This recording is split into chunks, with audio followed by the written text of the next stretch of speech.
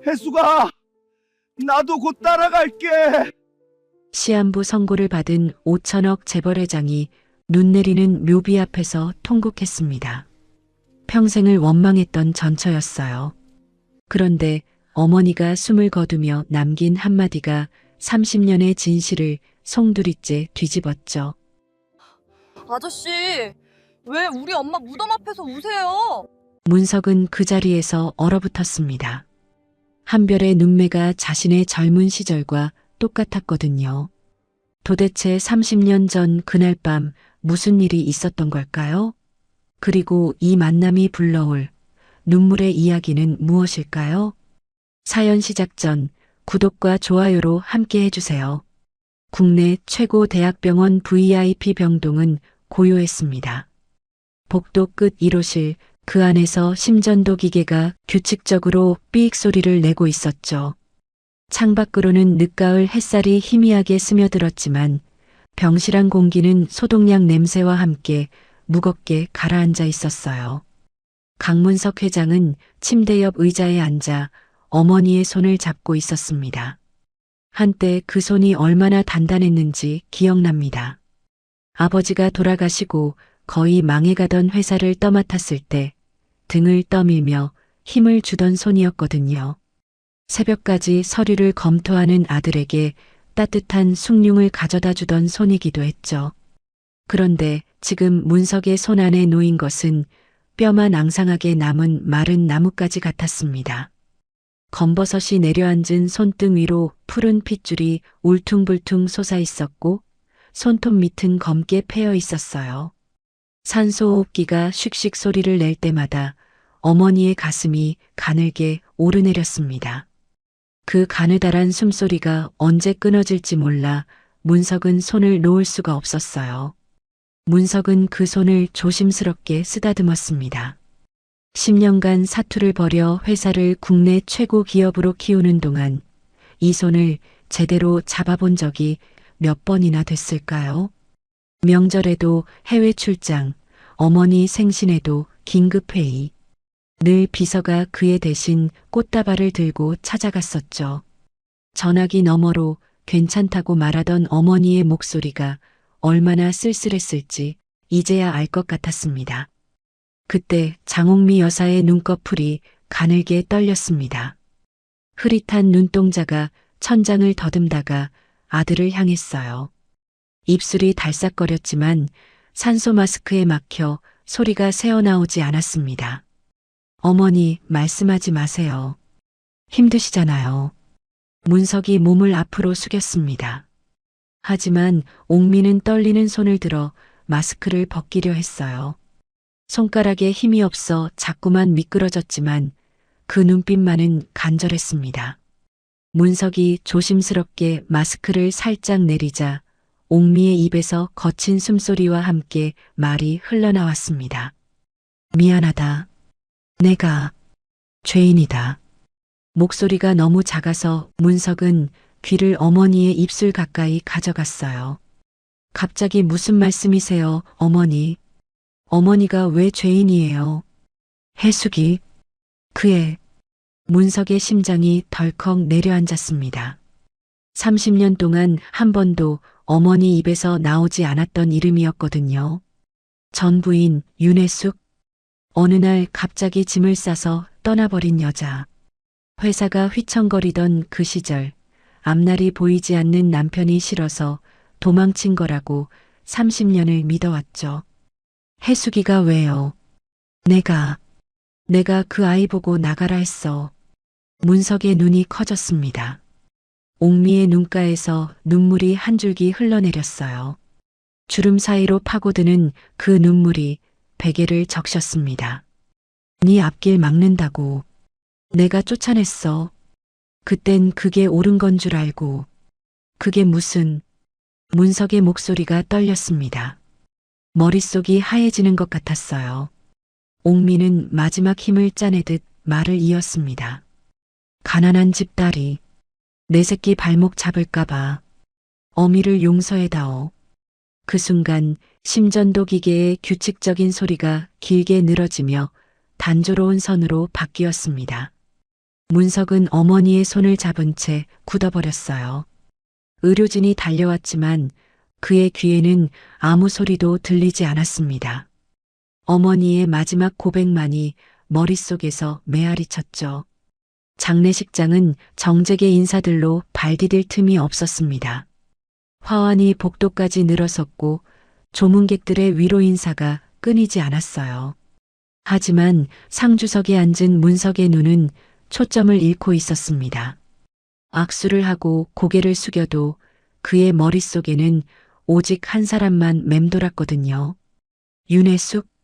30년 전 그녀가 떠나던 날 문석은 출장 중이었습니다. 돌아와 보니 옷가지 몇 벌만 사라져 있었고 이혼 서류가 식탁 위에 놓여 있었죠. 전화도 편지도 없었어요. 문석은 그녀가 자신을 버린 거라고 생각했습니다. 그래서 미워했어요. 잊으려고 일에만 매달렸고 재혼도 하지 않았습니다. 그런데 그게 아니었던 겁니다. 김 비서. 예, 회장님. 내일 일정 다 취소해. 네. 내일 이사회가. 취소해. 문석의 목소리가 날카롭게 갈라졌어요. 김 비서가 움찔했습니다. 그리고 윤혜숙. 혜숙이가 어디 있는지 당장 알아봐. 사모님을요? 지금요? 지금 당장. 문석의 눈에 핏발이 섰습니다. 김 비서는 더 이상 묻지 못하고 급히 전화기를 들고 나갔습니다. 문석은 텅 빈 귀빈실에 홀로 남겨졌어요. 하루가 1년 같았습니다. 마른 입술을 물어뜯으며 초조하게 서성였습니다. 살아만 있어라. 제발 살아만 있어. 어머니가 쫓아냈으니 얼마나 고생했을까. 내가 가서 빌어야지. 무릎이 닳도록 빌어서라도 데려와야지. 옥미의 장례식이 마무리된 다음 날, 김 비서가 문석을 찾아왔습니다. 그런데 항상 침착하던 그의 표정이 이상했어요. 얼굴은 하얗게 질려 있었고 손에 든 핸드폰이 미세하게 떨리고 있었죠. 문석은 본능적으로 불길함을 느꼈습니다. 찾았나? 어딘가? 서울인가? 아니면 지방? 문석이 다급하게 물었습니다. 김 비서는 그의 눈을 피하며 고개를 푹 숙였습니다. 송구합니다, 회장님. 뜸 들이지 말고 말해. 혜숙이 어디 있어? 그게. 김 비서가 마른 침을 삼키며 어렵게 입을 떼었습니다. 목소리가 물기에 젖어 있었습니다. 이미 돌아가셨다고 합니다. 순간 문석의 귀에서 삐이하는 이명 소리가 들렸습니다. 세상이 멈춘 것 같았죠. 숨이 턱 막혀 말이 나오지 않았습니다. 뭐라고? 지병으로 투병하시다가 1년 전에 사망하셨다고 합니다. 거짓말. 제대로 알아본 거 맞아? 문석이 헛웃음을 흘렸습니다. 1년 전이라니. 내가 모를 리가 없어. 나 강문석이야. 대한민국에서 모르는 거 없는 강문석이라고. 면목 없습니다, 회장님. 문석은 비틀거리며 소파에 주저앉았습니다. 하늘이 무너진다는 게 이런 걸까요? 30년을 미워했는데, 30년을 오해했는데, 이제야 진실을 알았는데 사죄할 기회조차 없다는 사실이 문석의 가슴을 난도질했습니다. 잠시 멍하니 있던 문석이 벌떡 일어났습니다. 눈빛이 텅 비어 있었지만 기이한 집념으로 번들거렸습니다. 어디야? 네. 혜숙이 있는 곳. 어디냐고. 그게 경기도 외곽에 있는. 차 대기시켜. 지금 바로 출발해. 경기도 외곽의 공원묘지는 관리가 제대로 안 된 곳이었습니다. 바람이 불 때마다 마른 풀잎들이 서걱거리는 소리를 냈는데 마치 잊혀진 영혼들이 속삭이는 것 같았죠. 문석은 비틀거리는 다리를 이끌고 언덕을 올랐어요. 가슴이 답답했지만 멈출 수 없었습니다. 윤혜숙. 그 이름이 적힌 작은 비석 앞에 섰을 때 문석의 무릎이 꺾였습니다.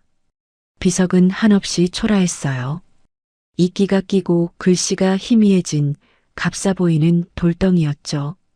주변에는 조화 하나 없었고 봉분 위로는 잡초가 무성하게 자라 있었습니다. 문석은 그 자리에 주저앉아 통곡했어요. 65년 인생에서 이렇게 운 적이 없었습니다. 회사가 부도 직전까지 갔을 때도 아버지가 돌아가셨을 때도 이악 물고 버텼거든요. 하지만 지금은 참을 수가 없었습니다. 30년 동안 원망했던 여자가 사실은 쫓겨난 거였다니. 그 세월 동안 얼마나 힘들었을까요? 어떻게 살았을까요? 그때 인기척이 느껴졌어요. 문석이 황급히 양복 소매로 눈물을 훔치며 고개를 돌렸습니다. 낡은 패딩을 입은 젊은 여자가 남자아이를 업고 서 있었어요. 소매는 해지고 단추 하나가 떨어져 나간 자리에 실밥이 풀려 있었습니다. 여자의 손에는 조화가 들려 있었는데 문방구에서 1,000원에 팔 법한 싸구려 꽃처럼 보였죠. 여자가 고개를 들어 문석을 바라봤습니다. 그 순간 문석은 숨이 멎는 것 같았어요. 그녀의 눈매가 거울 속 자신의 젊은 시절과 닮아 있었거든요. 날카롭게 올라간 눈꼬리, 깊은 쌍꺼풀. 문석의 심장이 쿵 하고 내려앉았습니다.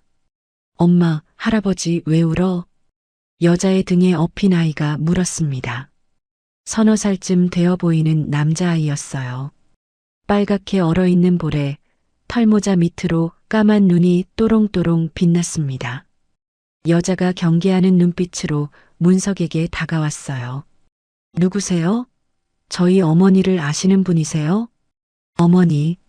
그 호칭에 문석의 가슴이 덜컥 내려앉았습니다.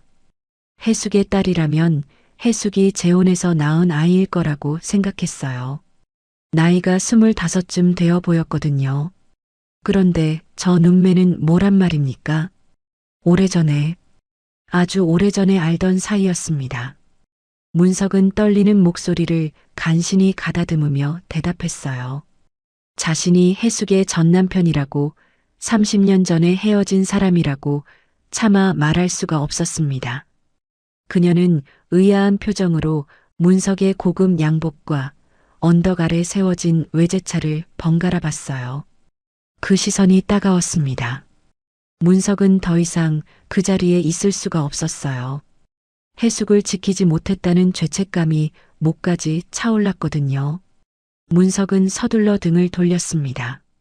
비탈길을 내려오는 그의 등 뒤로 여자의 중얼거림이 들려왔어요. 1년 전 엄마 장례식 때도 안 온 사람이면 깊은 인연은 아니겠네. 그 말이 비수처럼 가슴에 꽂혔습니다. 차에 오른 문석은 갑자기 심장을 쥐어짜는 듯한 통증을 느꼈어요. 떨리는 손으로 양복 안주머니에서 약통을 꺼내 뚜껑을 열었습니다. 작은 알약 2개를 손바닥에 털어 급히 삼켰죠. 의사가 말했었습니다. 문석의 남은 생이 길어야 1년이라고요. 문석은 좌석에 등을 기대고 눈을 감았어요. 어머니의 마지막 고백과 방금 본 빛바랜 조화가 눈앞에서 겹쳐졌습니다. 그리고 자신의 눈매를 빼닮은 젊은 여자의 얼굴이 떠올랐죠. 문석의 심장은 알 수 없는 예감에 거칠게 뛰고 있었어요. 창밖으로 스쳐가는 가로수들이 흐릿하게 번져 보였습니다. 문석은 주먹을 꽉 쥐었어요. 손바닥에 손톱이 파고드는 것도 느끼지 못했습니다. 해숙이 잠든 차가운 땅 아래 내가 모르던 30년의 비밀이 묻혀 있는 것만 같았습니다. 마주친 순간 심장을 찔렀던 그 익숙한 눈빛이 자꾸만 문석의 발목을 잡고 있었습니다. 펜트하우스 현관문이 열렸습니다. 문석은 구두도 벗지 않은 채 거실로 들어섰어요. 통유리 너머로 서울의 야경이 보석처럼 반짝였지만 그의 눈에는 아무것도 들어오지 않았습니다. 100억짜리 이탈리아산 가구들이 놓인 거실은 넓었지만 사람의 온기라곤 찾아볼 수 없었죠. 30년간 홀로 살아온 이 집이 오늘따라 유독 싸늘하게 느껴졌어요. 공기청정기가 돌아가는 소리만 웅웅거렸습니다. 문석은 서재로 들어가 위스키 병을 꺼냈습니다. 캐비닛 문을 여는 손이 떨렸어요. 병마개를 돌려 잔에 따르자 호박색 액체가 찰랑거렸습니다. 한 모금을 들이키자 목구멍이 타들어갔지만 마음속 불길은 꺼지지 않았어요. 책상 서랍을 열어봤습니다. 30년간 모은 서류와 상장들, 재계 순위 1위를 알리는 기사 스크랩들 뿐이었죠. 해숙의 사진은 단 한 장도 없었습니다. 이혼 후 모든 흔적을 지워버렸으니까요. 그녀를 원망하며 불태워버린 그 밤이 떠올랐어요. 사진첩이 타들어가던 냄새까지 생생했습니다. 낮에 본 묘지의 풍경이 눈앞에 아른거렸습니다.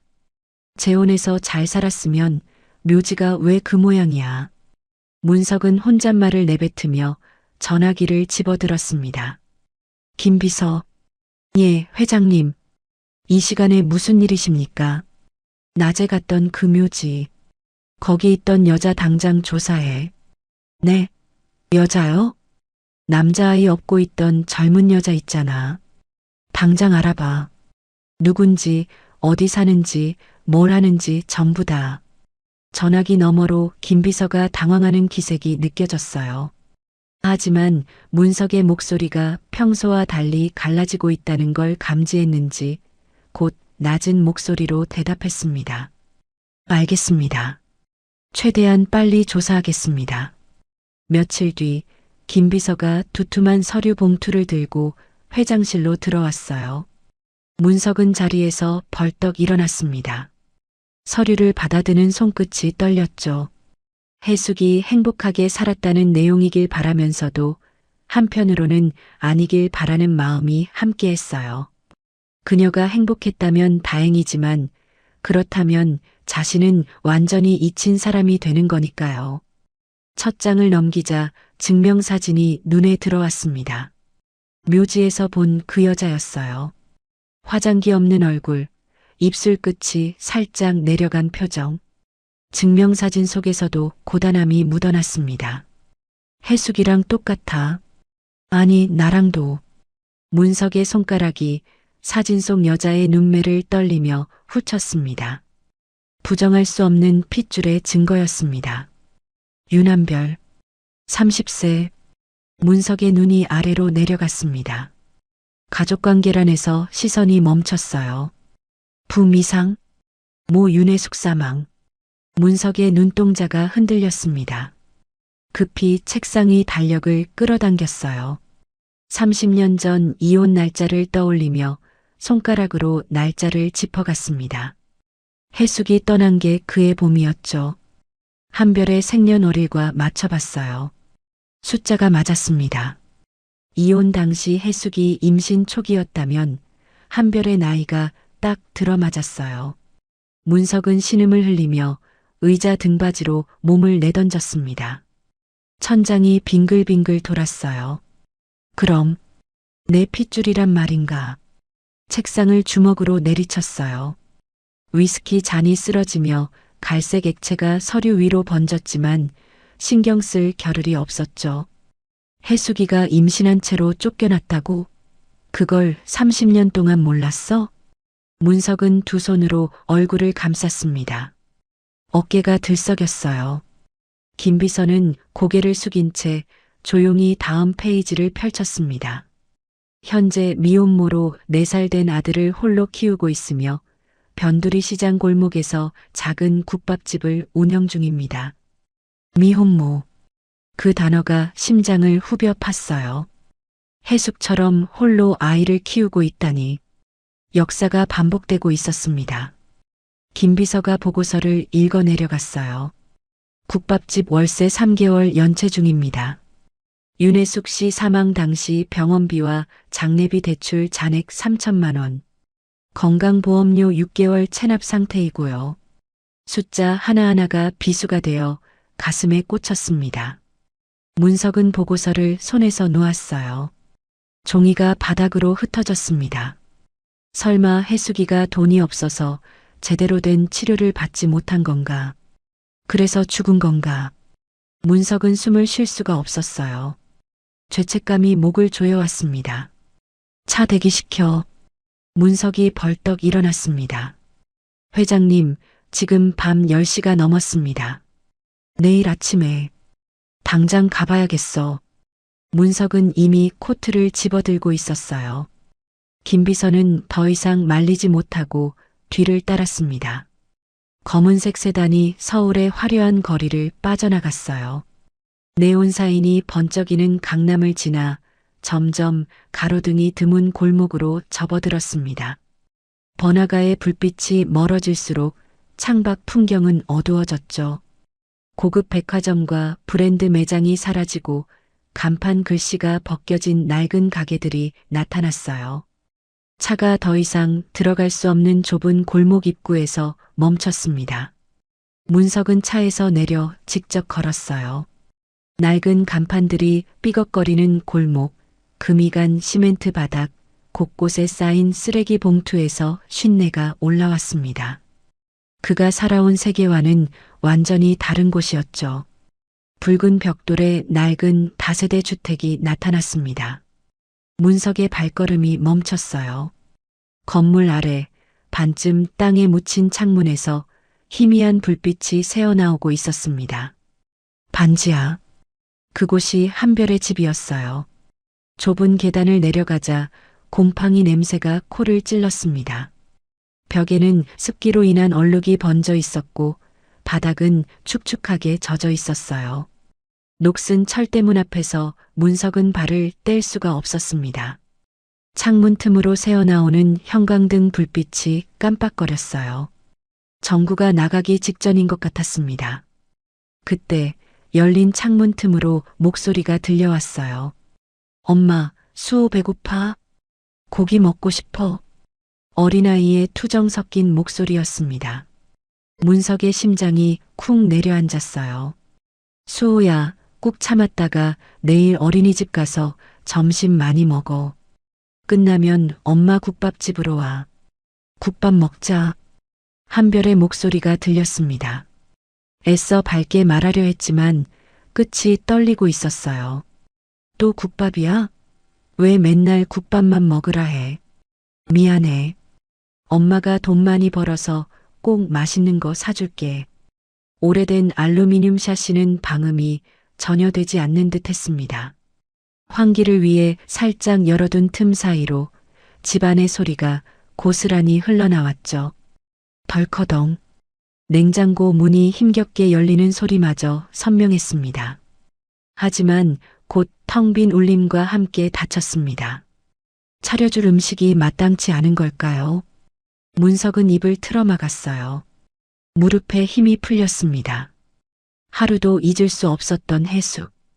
그녀의 피를 이은 아이가, 배고프다고 칭얼대는 손주가 먹을 게 없어서 굶고 있었어요. 아직 한별이 자신의 딸인지 확신할 수는 없었습니다. 하지만 해숙의 핏줄임은 분명했죠. 당장이라도 문을 박차고 들어가 지갑을 털어주고 싶었어요. 하지만 그랬다간 미친 노인 취급을 받을 게 뻔했습니다. 30년 만에 나타난 아빠가 아니라 밤중에 찾아온 수상한 노인이 될 테니까요. 방 안에서 나직한 노랫소리가 흘러나왔습니다. 한별이 수호를 재우며 부르는 자장가였어요. 가사는 들리지 않았지만 그 멜로디가 슬프게 떨렸습니다. 목이 메어 끊어질 듯한 그 노랫소리가 문석의 가슴을 후볐어요. 해숙도 저렇게 한별을 재웠겠죠. 홀로 아이를 키우며 얼마나 많은 밤을 저렇게 울먹이며 보냈을까요?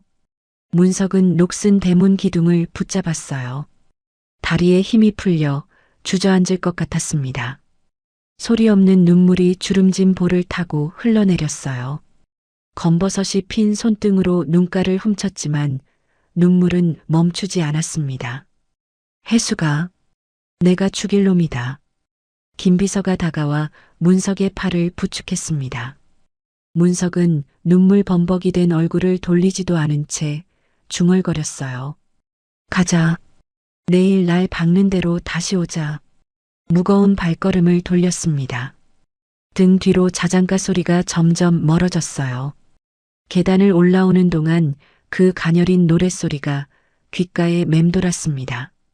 돌아가는 차 안에서 문석은 한마디도 하지 않았습니다. 창밖을 멍하니 바라보다가 입을 열었어요. 내일 일정 전부 취소해. 문석은 휴대폰을 꺼내 한별의 국밥집 주소를 검색했습니다. 화면에 뜬 작은 점을 손가락으로 짚었어요. 시장 골목 안쪽, 이름도 없는 작은 가게.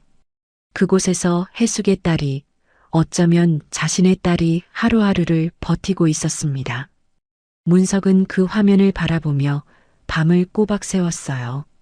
30년이라는 세월이 만든 간극. 그걸 어떻게 메워야 할지 문석은 아직 알지 못했습니다. 하지만 한 가지는 분명했어요. 이대로 모른 척할 수는 없다는 것. 동이 트기 시작했습니다. 창밖으로 여명이 번져오는데 문석의 눈은 여전히 휴대폰 화면에 고정되어 있었어요. 30년의 세월을 건너 비로소 아빠가 되기 위한 생애의 가장 길고 떨리는 아침이 밝아오고 있었습니다. 다음 날 아침 문석은 드레스룸 앞에 섰습니다. 수행기사가 건네준 낡은 점퍼를 들고 한참을 망설였어요. 평생 이태리제 맞춤 정장만 걸쳤던 사람이었거든요. 하지만 오늘은 달랐습니다. 점퍼를 걸치고 모자를 깊이 눌렀었어요. 거울에 비친 모습이 낯설었습니다. 재벌 회장이 아니라 영락없이 동네 노인이었죠. 문석은 수행원도 없이 택시를 잡아탔습니다. 기사가 백미러로 힐끗 쳐다봤지만 아무 말 하지 않았어요. 창밖으로 스쳐가는 거리를 보며 어젯밤 들었던 자장가가 귓가에 맴돌았습니다. 목이 메어 끊어질 듯했던 그 노랫소리가요. 시장 골목 어귀에서 내린 문석은 좁은 길을 걸어 들어갔습니다. 생선 비린내와 채소 냄새가 섞인 시장 특유의 공기가 코를 찔렀어요. 좌판에서 물건을 파는 상인들의 목소리가 웅성거렸습니다. 가게 앞에 다다랐을 때 검은색 승합차가 서 있었어요. 안에서 고성이 터져 나왔습니다. 문석이 문틈으로 안을 들여다봤어요. 은색 양복을 입은 남자 둘이 가게 안을 휘젓고 다니고 있었습니다. 사채업자들이었죠. 아줌마, 이자 밀린 게 벌써 며칠이야? 애 핑계대지 말고 돈을 내놓으라고. 한별이 두 손을 모으고 고개를 숙였습니다. 어깨가 움츠러들어 있었어요. 죄송합니다. 하루도 안 빠지고 장사하고 있으니 조금만 기다려주세요. 문석은 피가 거꾸로 솟는 것 같았어요.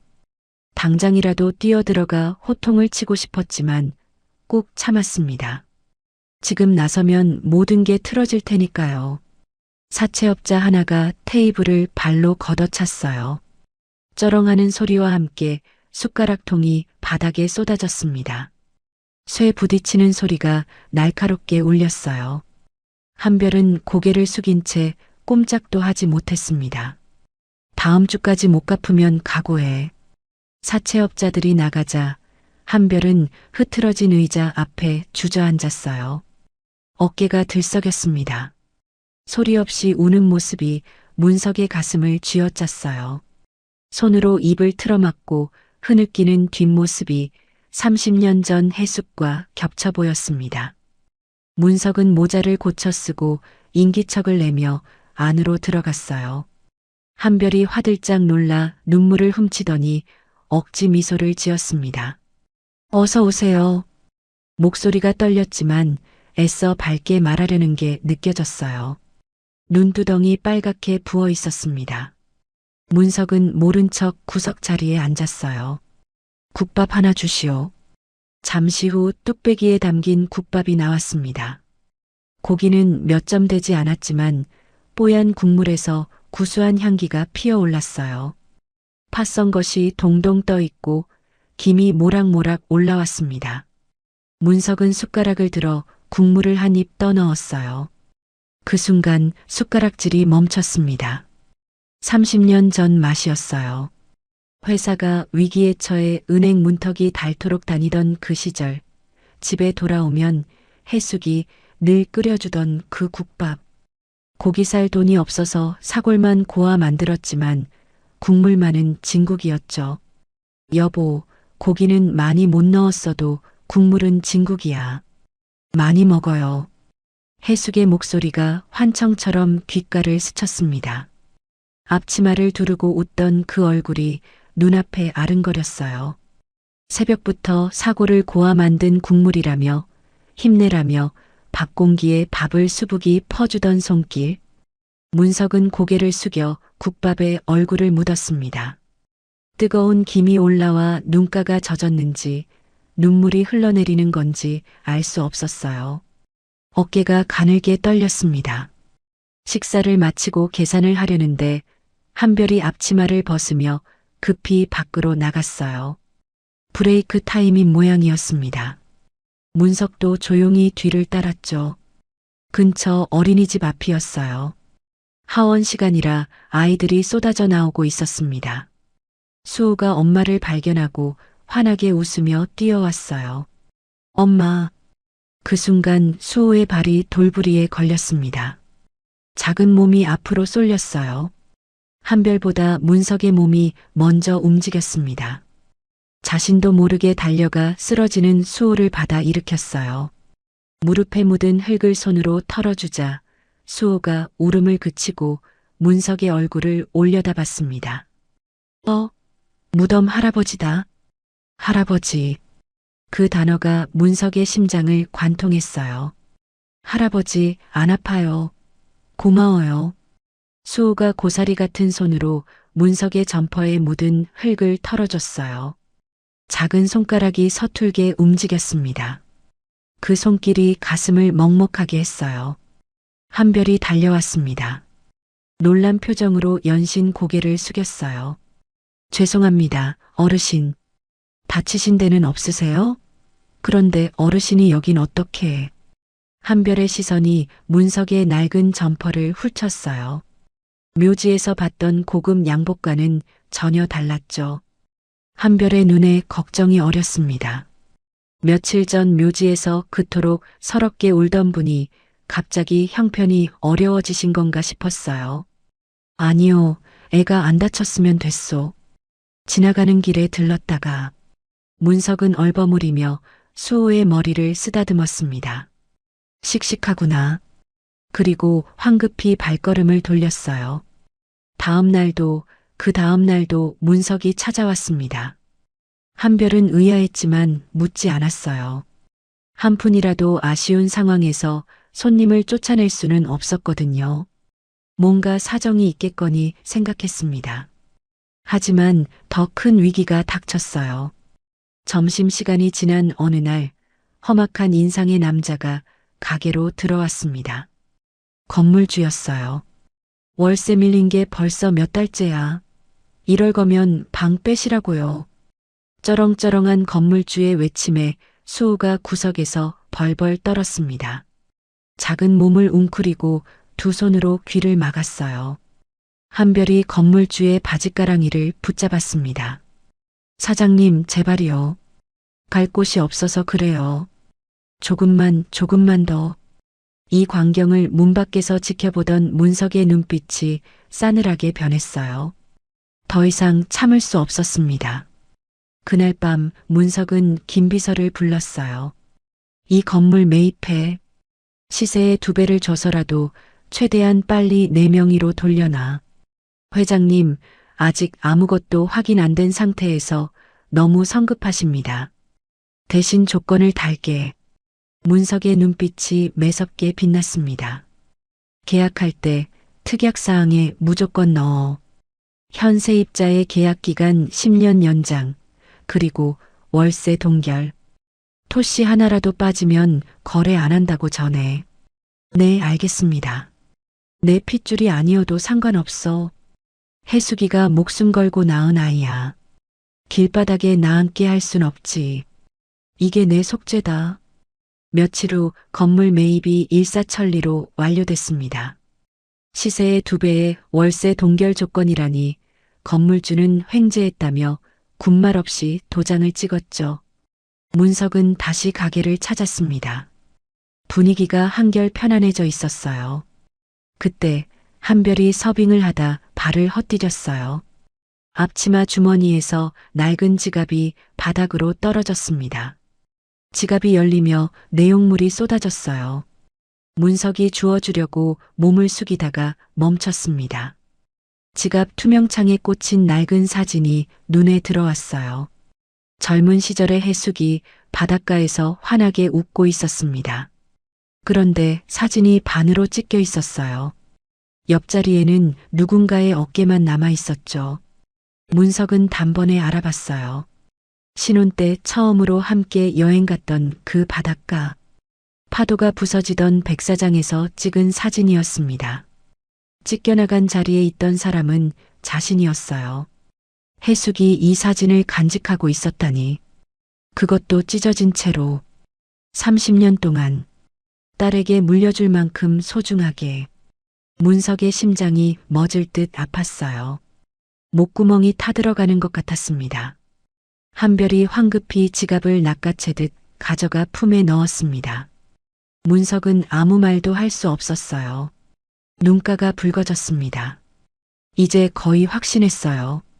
하지만 더 확실한 증거가 필요했습니다. 한별이 테이블을 닦으러 다가왔습니다. 문석은 떨리는 마음을 진정시키며 한별을 바라봤어요. 그녀의 어깨 위에 긴 머리카락 한 가닥이 떨어져 있었습니다. 저기 아가씨, 네 어르신, 뭐 필요하신 거라도 있으세요? 여기 머리카락이 묻었네. 문석이 자연스럽게 손을 뻗어 한별의 어깨에 묻은 머리카락을 집어들었습니다. 아, 감사합니다. 제가 정신이 없네요. 한별이 쑥스러운 듯 웃었습니다. 문석은 그 머리카락을 쥔 주먹을 꽉 쥐었습니다. 긴장감에 손바닥 안에 땀이 찼죠. 잘 먹고 갑니다. 문석은 쥔 손을 주머니에 조심스럽게 넣으며 자리에서 일어났습니다. 가게를 나온 문석은 골목 어귀에서 김 실장에게 전화를 걸었어요. 친자검사 의뢰해. 내 머리카락이랑 방금 확보한 검체야. 최대한 빨리. 결과 나오는 대로 바로 연락하고. 전화를 끊고 하늘을 올려다봤습니다. 흐린 하늘 사이로 햇살 한 줄기가 비쳐들었어요. 문석은 주머니 속 가느다란 머리카락을 마치 보석이라도 되는 양 조심스럽게 다시 만져봤습니다. 결과가 나오면 모든 게 달라질 겁니다. 그 결과지 한 장이 30년의 세월을 뒤집어 놓을지도 모를 일이었습니다. 문석은 떨리는 다리를 이끌고 골목을 빠져나왔어요. 이제 진실을 마주할 시간이 다가오고 있었습니다. 다음 날 아침 문석은 김비서를 불러 파격적인 지시를 내렸습니다. 앞으로 오후 4시 이후 스케줄은 다 비워둬. 결제는 오전에만 할 터이니 그렇게 알도록 해. 김비서의 눈이 휘둥그레졌어요. 30년간 새벽부터 밤까지 회사에 붙어 살던 워커홀릭 회장이 칼퇴근을 선언하다니요. 비서실 전체가 술렁였습니다. 회장님이 무슨 병에 걸리신 거 아니냐는 소문이 돌았죠. 오후 5시 문석은 낡은 점퍼를 걸치고 국밥집 앞 놀이터에 도착했어요. 시장 골목을 지나 좁은 길을 걸어왔습니다. 이제는 이 길이 익숙해졌어요. 어느 집 앞에 고양이가 있는지, 어느 가게 주인이 인사를 건네는지까지 알게 됐죠. 가게 안으로 들어가려다 발걸음을 멈췄습니다. 수호가 놀이터에 나와 있었거든요. 브레이크 타임이 끝나고 저녁 손님들이 들어오기 시작하면 한별은 수호를 가게 안에만 둘 수 없어 놀이터로 내보내는 모양이었어요. 수호는 미끄럼틀 아래서 혼자 흙장난을 하고 있었습니다. 작은 손으로 흙을 파고 나뭇가지로 무언가를 그렸어요. 옆에선 다른 아이들이 엄마나 할머니 손을 잡고 그네를 타고 있었죠. 누군가가 등을 밀어주며 더 높이 올라가는 아이들. 그네가 삐걱거릴 때마다 아이들의 웃음소리가 울려 퍼졌습니다. 수호만 혼자였어요. 그 웃음소리를 등지고 흙바닥만 바라보고 있었죠. 문석의 가슴이 먹먹해졌습니다. 수호가 시소 쪽을 힐끔 쳐다봤어요. 시소는 2명이 타야 하는 놀이기구입니다. 맞은편에 앉아줄 사람이 없으니 수호는 시무룩한 표정으로 고개를 떨궜어요.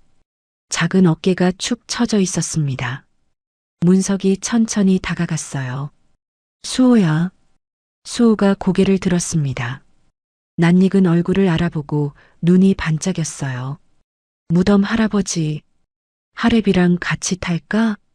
수호의 얼굴이 금세 환해졌어요. 고개를 세차게 끄덕이며 시소로 달려갔습니다.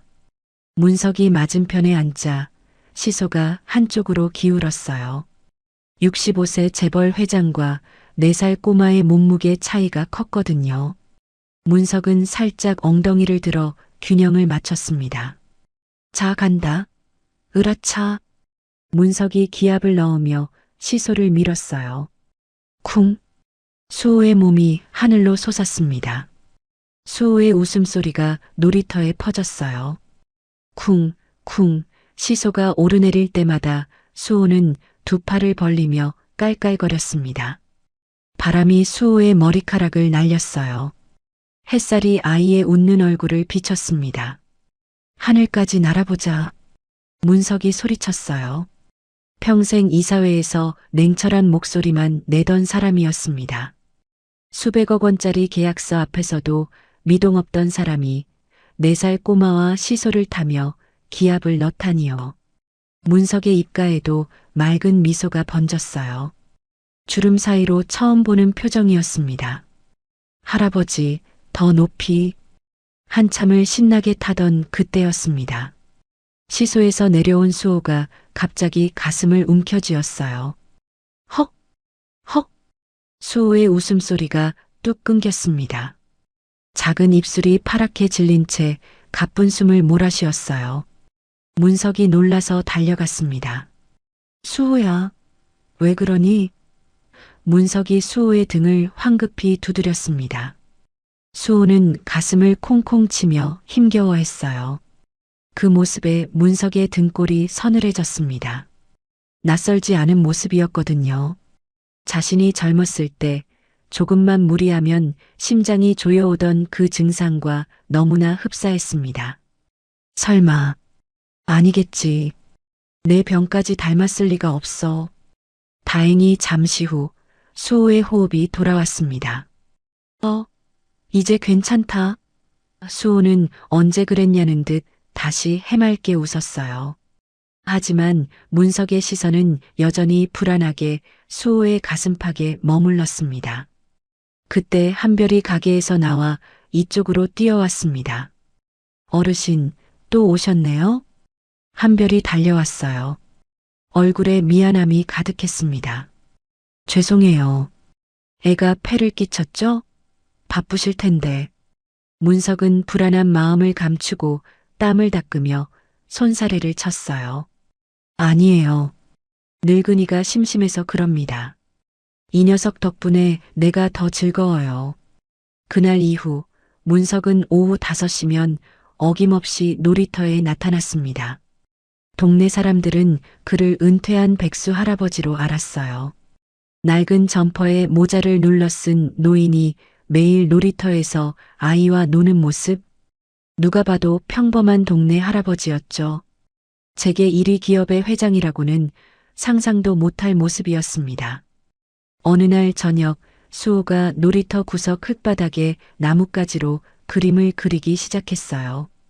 문석은 벤치에 앉아 지켜봤습니다. 노을이 지는 하늘 아래 수호의 작은 등이 웅크리고 있었어요.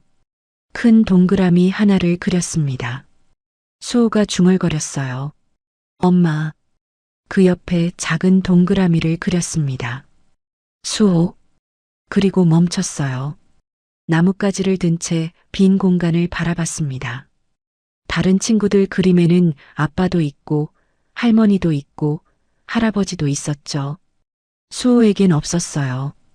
수호는 빈 공간을 나뭇가지로 톡톡 치기만 했습니다. 그리지 못하고 망설이는 작은 손이 바들바들 떨렸어요. 문석의 가슴이 미어졌습니다. 자리에서 일어나 수호 옆에 쭈그리고 앉았어요. 수호야, 왜 안 그리고 있냐? 여기 누가 더 있었으면 좋겠냐? 수호가 작은 목소리로 대답했어요. 고개를 숙인 채였습니다. 응. 할머니는 죽었고, 아빠도 없고, 할아버지도 없어. 문석은 울컥 치밀어 오르는 것을 꾹 눌렀습니다. 목이 메었지만 애써 평온한 목소리를 냈어요. 그럼 여기 하래비가 서 있어도 될까? 수호가 눈을 동그랗게 떴어요. 그리고 세차게 고개를 끄덕였습니다. 응, 좋아. 문석은 수호에게서 나뭇가지를 받아들었어요. 떨리는 손으로 수호 그림 옆에 투박한 막대기 사람을 그렸습니다. 동그란 머리, 긴 팔다리. 어릴 때 그림 숙제조차 해본 적 없는 손이라 서툴렀어요. 그리고 수호의 작은 동그라미와 자신의 그림 사이에 선을 그어 손을 이어줬습니다. 선이 삐뚤빼뚤했지만 두 그림은 분명히 연결되어 있었어요. 와! 수호가 환호성을 질렀습니다. 우리 할아버지다. 이제 수호도 할아버지 있다. 수호가 박수를 치며 좋아했어요. 문석은 흙바닥의 그림을 내려다보며 씁쓸하게 웃었습니다. 비가 오면 지워질 흙그림처럼 나도 곧 사라지겠지. 시한부 선고를 받은 자신의 운명을 알기에 흙바닥에 새겨진 이 가족 그림이 너무나 소중하면서도 사무치게 아팠어요. 그때 한별이 손에 뭔가를 들고 나왔습니다. 작은 요구르트 2개였어요. 매번 감사해요. 이거 드세요. 별거 아니지만. 문석은 한별이 건넨 요구르트를 받아들었습니다. 손이 떨렸어요. 딸이 주는 첫 선물이었습니다. 비록 한별은 모르지만요. 차가운 병의 감촉이 손바닥에 전해졌어요. 문석은 요구르트를 마시지 못하고 점퍼 주머니에 소중히 넣었습니다. 마시면 사라질 것 같았거든요. 할아버지 덕분에 수호가 많이 밝아졌어요. 한별이 말했습니다. 눈가가 촉촉해져 있었어요. 바람이 불어 한별의 머리카락이 흩날렸습니다. 아빠 빈자리 때문에 항상 미안했는데 남자아이한테 아빠가 없다는 게 얼마나 힘든 건지 정말 감사합니다. 문석은 고개를 저었어요. 가슴 한구석이 뜨거워졌습니다. 해가 뉘엿뉘엿 지고 있었습니다. 놀이터에 긴 그림자가 드리웠어요. 한별이 수호의 손을 잡고 가게로 돌아가는 뒷모습을 문석은 그림자처럼 한참 동안 지켜봤습니다. 두 사람의 그림자가 하나로 겹쳐 길게 늘어졌어요. 멀리서 수호가 뒤돌아 문석에게 손을 흔들었습니다. 할아버지, 내일 또 봐. 문석도 크게 손을 흔들어줬어요. 그래, 내일 또 보자. 집으로 돌아온 문석은 서재로 들어갔습니다. 책상 위에 주머니에서 꺼낸 요구르트 병을 올려놓았어요. 흙이 묻어 있었지만 닦지 않았습니다. 수호의 손때가 묻어 있는 것 같아서요. 문석은 의자에 앉아 요구르트 병을 한참 동안 바라봤어요. 작고 하찮은 것. 편의점에서 몇백 원이면 살 수 있는 것. 하지만 그에게는 세상 무엇보다 소중한 보물이었습니다. 서재창으로 달빛이 스며들었어요. 요구르트 병이 은빛으로 빛났습니다. 문석의 마음은 이미 정해져 있었습니다. 결과가 어떻게 나오든 이 아이들 곁에 있고 싶었어요. 남은 시간이 얼마 없다는 걸 알기에 더욱 간절했습니다. 며칠 후 김비서가 밀봉된 서류 봉투를 들고 펜트하우스 서재로 들어왔습니다. 봉투 겉면에는 친자 확인 유전자 검사 결과서라는 글씨가 선명했어요. 문석은 의자에서 벌떡 일어났습니다. 심장이 목까지 뛰어오르는 것 같았어요. 여기 놓고 나가 있어. 김비서가 나가자 문석은 떨리는 손으로 봉투를 집어들었어요. 종이를 꺼내는 손끝이 하얗게 질려 있었습니다. 숨조차 제대로 쉬지 못했어요. 심장 뛰는 소리가 귀에서 쿵쿵 울렸습니다. 검사 결과 친자 관계 성립 확률 99.99%. 붉은 글씨가 문석의 눈에 박혔어요. 손에서 힘이 빠졌습니다. 무릎이 꺾이며 서류를 가슴에 끌어안고 책상에 엎드렸어요. 참았던 것들이 한꺼번에 터져나왔죠. 혜수가 왜 말 안 했어? 바보같이 혼자서. 목이 메어 말이 끊겼어요. 우리 딸이었어. 한별이가 우리 딸이었어. 30년간 딸의 존재조차 모르고 살았습니다. 그 세월 동안 혜숙은 임신한 몸으로 쫓겨나 홀로 아이를 낳았어요. 어떻게 버텼을까요? 얼마나 무서웠을까요?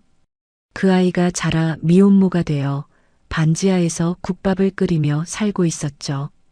문석은 이 모든 게 자신의 죄라는 걸 알았습니다. 그날 밤 문석은 혜숙의 묘지를 다시 찾았습니다. 달빛도 희미한 어둠 속에서 비석을 더듬어 찾아 끌어안았어요. 차가운 돌이 볼에 닿았습니다. 내가 널 찾았어야 했는데.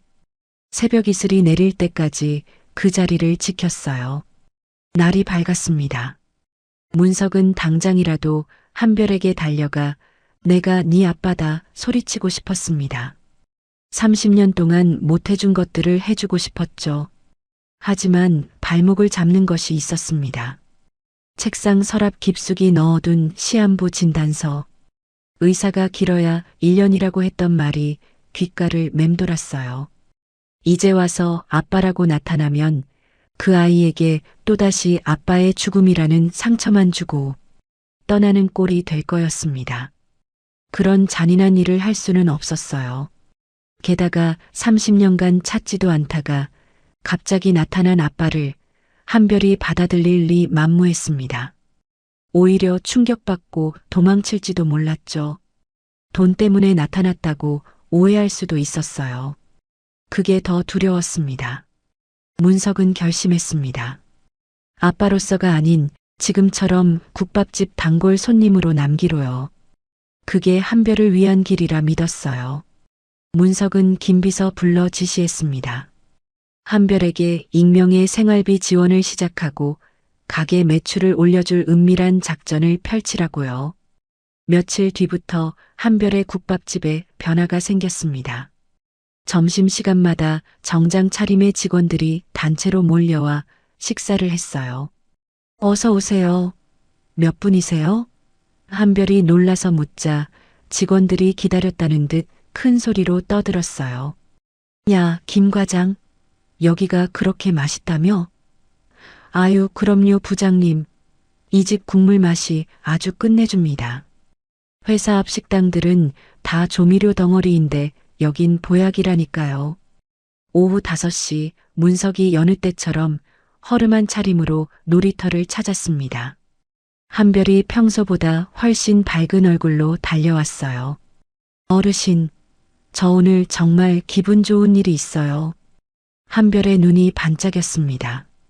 어떤 재단에서 지원금도 나오고 가게 손님도 갑자기 많아졌어요. 이제 한시름 났어요. 해맑게 웃는 한별을 보며 문석은 애써 미소 지었습니다. 거참 잘 됐구려. 복 받으실 거요. 하지만 속은 씁쓸했어요. 자신이 해줄 수 있는 게 돈뿐이라는 사실이 괴로웠습니다. 며칠 뒤 저녁 마감 시간에 문석이 가게에 들렀어요. 안에는 손님이 없었습니다. 형광등 불빛이 희미하게 깜빡였어요. 테이블 위에 작은 케이크 하나가 덩그러니 놓여 있었습니다. 하얀 생크림 위에 초 5개가 꽂혀 있었지만 촛불은 켜지 않은 채였죠.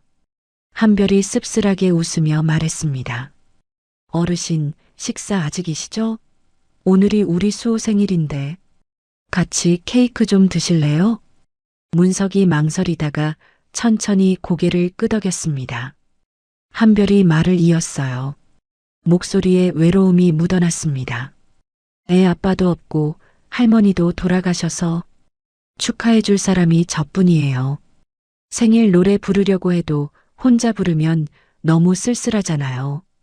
요즘 수호가 어르신을 많이 좋아하는데 어르신이라도 계시면 수호가 좋아할 것 같아서 문석은 가슴이 미어지는 것을 참으며 자리에 앉았습니다.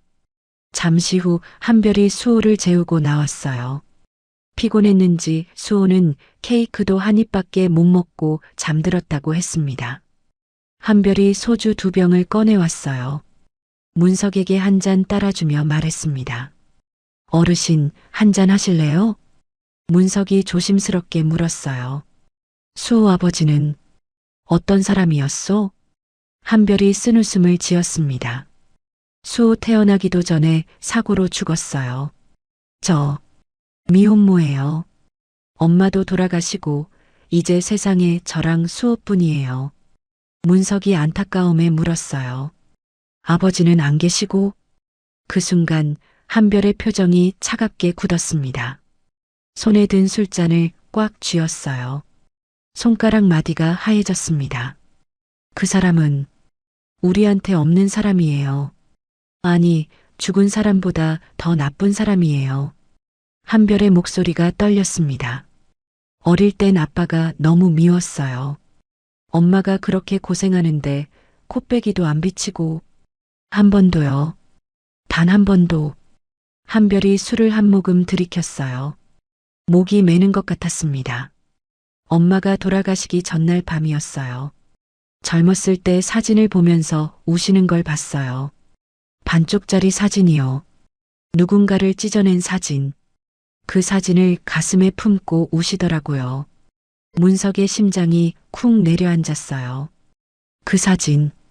한별의 지갑에서 봤던 바로 그 사진이었습니다. 해숙이 죽는 날까지 그 사진을 품고 있었다니요. 한별의 눈에서 눈물이 툭 떨어졌어요. 술잔에 눈물이 떨어져 동그란 파문이 일었습니다. 엄마는 바보같이 죽는 날까지 그 사람을 그리워했지만 저는 아니에요. 만약 지금이라도 나타난다면 절대 용서 안 해요. 한별의 목소리가 높아졌습니다. 손이 부들부들 떨렸어요. 30년 동안 우리를 버려두고 엄마가 병원비 없어서 죽어가는 것도 모른 척하고 장례식에도 안 온 인간이잖아요. 이제 와서 아빠라고 하면 생각만 해도 끔찍해요. 한별의 뼈아픈 원망과 독설에 문석은 심장이 난도질 당하는 기분이었어요. 숨을 쉴 수가 없었습니다. 가슴팍이 조여왔어요. 자신이 나서지 못한 것이 다행이라 생각하면서도 절망스러웠습니다. 문석은 죄인처럼 고개를 들지 못했습니다. 그래, 그렇겠구만. 자네 마음이 오죽하겠어. 얼버무리는 게 고작이었어요. 목소리가 기어들어갔습니다. 한별이 술 기운에 피곤해졌는지 테이블에 엎드렸습니다. 금세 잠이 들었어요. 문석은 자신의 점퍼를 벗어 딸의 어깨에 덮어줬습니다. 잠든 한별의 손이 보였어요. 설거지와 국밥 냄비를 닦느라 거칠어진 손, 갈라진 손톱, 굳은 살이 박인 손바닥, 손등에는 뜨거운 국물에 댄 흉터가 희미하게 남아 있었습니다. 문석은 조심스럽게 그 손을 잡았습니다. 따뜻했어요. 30년 동안 잡아주지 못했던 손이었죠. 한별아, 미안하다. 정말 미안하다. 목소리가 갈라졌어요. 못난 아비라 나설 수가 없구나. 용서해다오.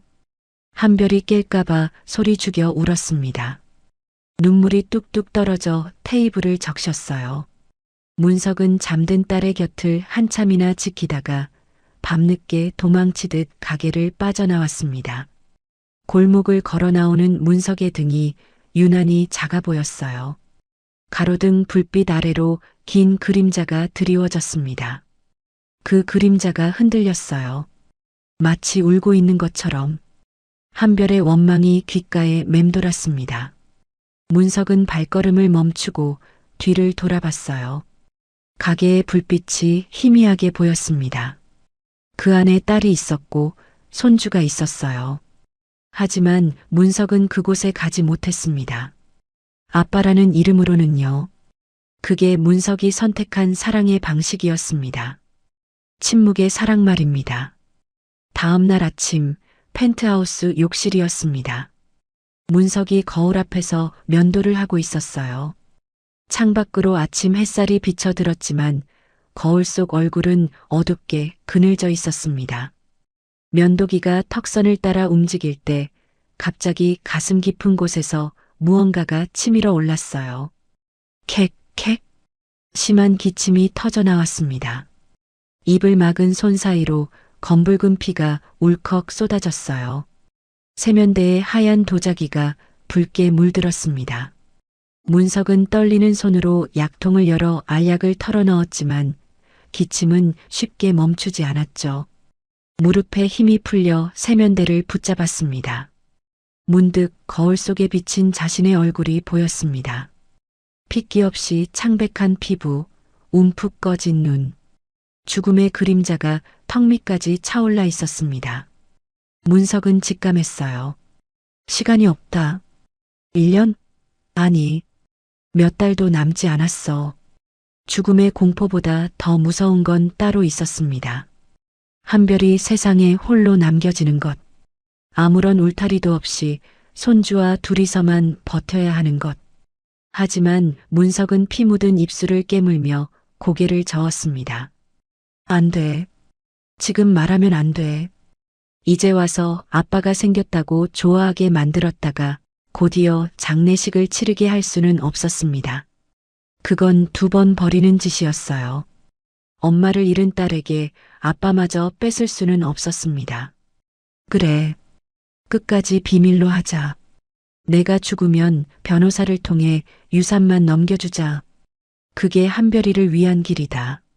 문석은 비틀거리는 몸을 일으켜 피를 씻어냈습니다. 그리고 드레스룸으로 들어가 생애 마지막이 될지도 모를 외출 준비를 했어요. 낡은 점퍼 대신 가장 아끼던 최고급 정장을 꺼내 입었습니다. 오늘은 멀리서 얼굴만 보고 오자. 마지막으로 딱 한 번만 아비로서 제대로 된 모습을 보여주고 영영 사라지자. 문석은 그렇게 슬픈 결심을 하고 집을 나섰습니다. 자신이 곧 마주할 폭풍은 꿈에도 모른 채요. 한편 한별의 가게에서는 다른 일이 벌어지고 있었어요. 한별은 요즘 상황이 이상하게 잘 풀리는 것에 의구심을 품기 시작했습니다. 새로 바뀐 건물주는 월세가 밀려도 아무 말을 하지 않았어요. 오히려 천천히 내도 된다며 웃기까지 했죠. 식당에 갑자기 단체 손님이 늘었고 사채업자들도 어느 순간부터 돈 갚으라는 말을 하지 않았습니다. 어머니 병원비 대출도 어느 날 갑자기 완납 처리가 됐어요. 아무리 생각해도 이상했습니다. 그러던 중 가게로 등기 우편 하나가 도착했어요. 발신인은 강진그룹이라고 적혀 있었습니다. 한별이 의아해하며 봉투를 뜯었어요. 안에는 임대인 변경 통지서가 들어 있었습니다. 변경된 임대인 항목에 시선이 멈췄어요. 강문서?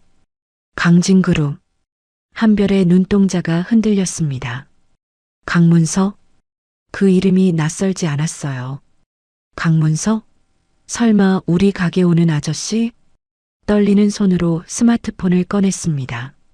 검색창에 강진그룹 강문석이라고 입력했어요. 순식간에 액정 가득 사진이 떴습니다. 근엄한 표정의 재벌 회장, 수천억 자산가, 그 아저씨였습니다. 낡은 점퍼를 입고 수호와 시소를 타던 그 어르신. 말도 안 돼. 그분이 회장님이었어? 머릿속이 하얘졌습니다. 재계 1위 회장이 왜 자신의 가게에 와서 국밥을 먹고 아이와 놀아줬을까요? 급히 서랍을 뒤져 며칠 전 발견한 병원비 완납 영수증을 꺼냈습니다. 서명란에 흘려 쓴 이름. 강문서? 소름이 돋았습니다. 모든 퍼즐이 맞춰졌어요. 건물을 사고 병원비를 내주고 손님을 가게로 보내준 사람. 한별은 배신감에 치를 떨었습니다. 나를, 우리를 가지고 논 거야? 가난한 모자가 불쌍해서? 돈 많은 회장의 심심풀이로?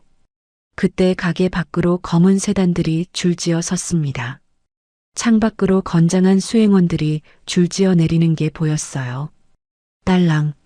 문이 열리고 문석이 들어섰습니다. 낡은 점퍼가 아닌 기품 있는 정장 차림이었어요. 하지만 병색이 짙은 창백한 얼굴이었죠. 문석은 마지막 작별 인사를 하러 온 것이었지만 한별의 눈에는 기만으로밖에 보이지 않았습니다. 가게 안에 숨막히는 정적이 흘렀습니다. 문석이 한별의 싸늘한 눈빛에 멈칫했어요. 한별아. 문석이 조심스럽게 불렀지만 한별은 대답 대신 탁자 위에 있던 서류 봉투를 집어들어 문석의 발밑에 내동댕이 쳤습니다. 퍽! 종이가 바닥에 흩날렸습니다.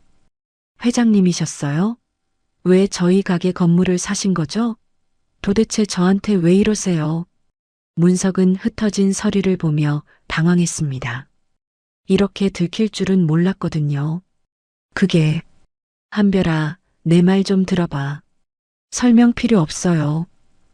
한별이 악을 썼습니다. 돈 많으면 사람 가지고 놀아도 돼요? 당신 정체가 뭐야? 혹시 저희 어머니랑 무슨 사이라도 돼요? 왜 이렇게 과한 친절을 베푸는 거냐고요? 문석은 입을 다물었습니다. 여기서 네 아비다라고 말하면 자신이 결심한 조용한 퇴장은 물거품이 됩니다. 하지만 한별의 분노는 멈추지 않았어요. 왜 말을 못해요? 당신 우리 엄마 알죠? 아니면 우리 엄마 버리고 도망간 그 인간이랑 아는 사이라도 돼요? 그 가짜는 죄책감 때문에 적선이라도 한 건가요? 한별이 문석의 가슴을 주먹으로 쳤습니다. 아무 말 없이 서 있지 말고 말 좀 해보라고요.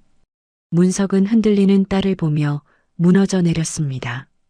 더 이상 숨길 수가 없었어요. 문득 용서받을 수 없는 미움을 받더라도 진실을 말해야겠다는 결심이 섰습니다. 그래, 안다. 그의 목소리가 떨렸습니다. 내가 네 아비다. 가게 안에 정적이 흘렀습니다. 냉장고 모터 소리만 윙윙거렸어요. 한별은 뒷걸음질 치며 벽에 부딪혔습니다. 거짓말하지 마세요. 문석이 품에서 구겨진 친자 확인 결과서를 꺼내 보였습니다. 내가 널 너무 늦게 찾았어. 정말 미안하다. 한별의 눈빛이 충격에서 경멸로 그리고 걷잡을 수 없는 분노로 바뀌었습니다. 당신이었어? 우리 엄마 그 차가운 방에서 평생 그리워하다 죽게 만든 사람이 당신이었다고? 한별아, 나는 정말 몰랐어. 몰랐다고요? 그게 면죄부가 될 줄 아세요? 몰랐다는 말이 더 잔인한 거 알아요? 한별의 목소리가 높아졌습니다. 눈에서 눈물이 쏟아졌어요. 30년간 쌓인 원망이 한꺼번에 터져나왔습니다. 그녀가 소리를 질렀습니다.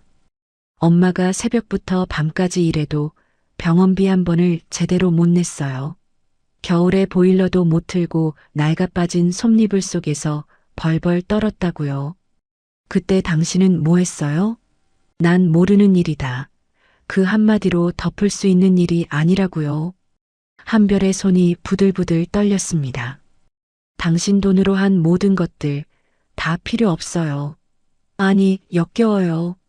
돈으로 사람 마음까지 살 수 있을 줄 알았어요?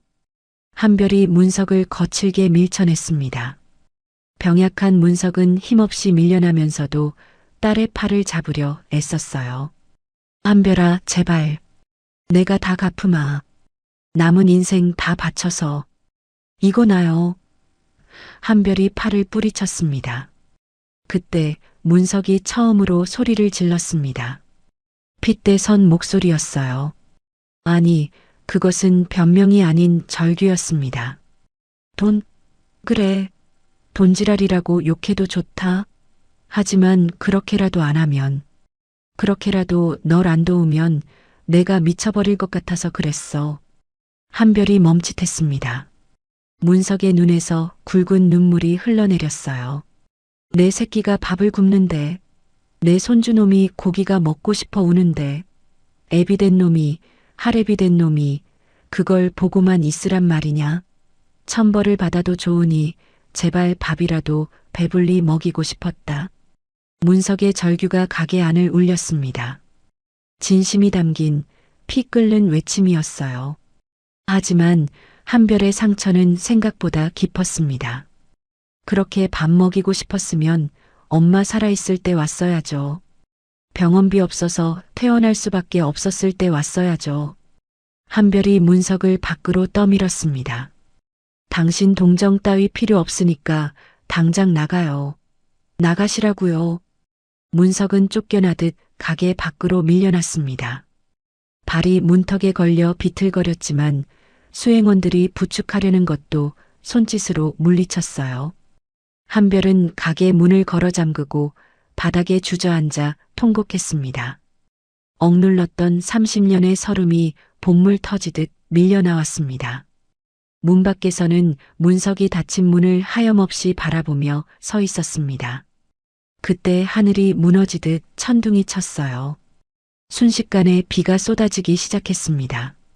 마치 두 사람의 찢어진 마음처럼요. 수행원이 우산을 펼쳐 다가왔지만 문석은 고개를 저었습니다. 빗물이 수천만 원짜리 정장을 적셨습니다. 머리카락이 이마에 달라붙고 주름진 얼굴을 타고 빗물인지 눈물인지 모를 것이 흘러내렸습니다. 혜수가, 내가 죄인이다. 용서해다오. 문석은 쏟아지는 빗속에서 꼼짝도 하지 않았습니다.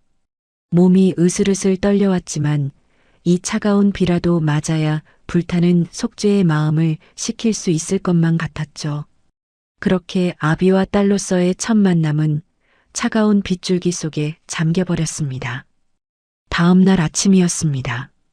한별은 퉁퉁 부은 눈으로 가게 문을 열었어요. 밤새 울다 지쳐 잠이 든 탓에 눈꺼풀이 무거웠습니다. 머리가 지끈거렸어요. 문 앞을 살펴봤습니다. 문석은 이미 떠나고 없었어요. 젖은 바닥에 발자국만 희미하게 남아 있었죠. 밤새 그 자리에 서 있었던 흔적이었습니다. 나중에 안사실이지만 문석은 새벽녘 탈진에 쓰러지기 직전에 비서에게 실려갔다고 했습니다. 칠순을 바라보는 병든 노인이 차가운 밤비를 온몸으로 받아냈으니 무사할 리 없었겠죠. 복잡한 심경을 뒤로하고 한별은 평소처럼 장사를 시작했어요. 국물을 끓이고 밥을 안치고 반찬을 준비했습니다. 손은 바쁘게 움직였지만 머릿속은 어지러웠어요. 아빠라니, 그 사람이 아빠라니, 30년 동안 원망했던 그 사람이 바로 옆에 있었다니요. 점심 장사를 마치고 어린이집에서 수호를 데려왔습니다. 그런데 수호의 안색이 유난히 창백했어요. 평소 같으면 할아버지 왔나 하며 뛰어다닐 아이가 축 처져 있었습니다. 이마에 손을 대봤지만 열은 없었어요. 수호야, 어디 아파? 엄마 가슴이 쿵쿵하고 아파. 수호가 작은 손으로 가슴을 부여잡았어요. 한별은 체한 건가 싶어 수호의 등을 토닥여줬습니다.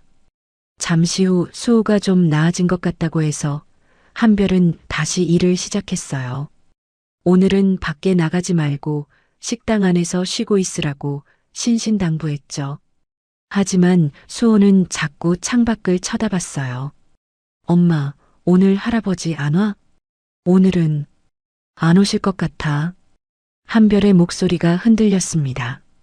그때 딸랑 문이 열렸어요. 문석이었습니다. 병원에서 억지로 링거 바늘을 뽑고 다시 나온 것이 분명했습니다. 어제와 달리 다시 낡은 점퍼 차림이었지만 얼굴은 밤새 비를 맞은 탓인지 창백한 얼굴에 눈 밑은 퀭하게 패여 있었습니다. 서 있는 것조차 위태로워 보였죠. 한별과 눈이 마주쳤지만 둘 다 아무 말도 하지 않았어요. 할아버지, 수호가 반색하며 뛰어나갔어요. 문석은 비틀거리는 몸을 지탱하며 수호를 안아 올렸습니다. 한별은 복잡한 표정으로 그 모습을 바라봤어요. 미워해야 할 사람인데 수호가 저렇게 좋아하니 어찌해야 할지 몰랐죠. 놀이터에서 수호와 문석이 함께 놀았습니다. 그네를 밀어주고 시소를 타고 평소와 다름없는 상황이었어요. 한별은 가게 안에서 설거지를 하며 창밖을 훔쳐봤습니다. 그런데 갑자기 수호가 비틀거렸어요. 작은 몸이 휘청하더니 그대로 픽 쓰러졌습니다. 수호야, 수호야. 문석의 비명소리가 골목을 뒤흔들었어요. 한별이 접시를 내팽개치고 가게에서 뛰쳐나왔습니다. 수호는 눈을 감은 채 축 늘어져 있었어요. 얼굴이 새하얗게 질려 있었습니다. 입술까지 파랗게 변해가고 있었죠. 수호야, 정신 차려. 눈 떠. 한별이 수호를 흔들었지만 반응이 없었어요. 문석이 떨리는 손으로 119에 전화했습니다. 구급차가 도착했어요. 사이렌 소리가 울리는 차 안에서 한별은 수호의 손을 꽉 잡았습니다. 손이 얼음장처럼 차가웠어요. 심장이 터질 것 같았습니다. 문석은 떨리는 손으로 휴대폰을 꺼내 김비서에게 전화했어요. 가게 뒷정리해. 당장. 그리고 한국대학병원 응급실로 와. 응급실에 도착했습니다. 의료진이 수호를 침대에 눕히고 검사를 시작했어요.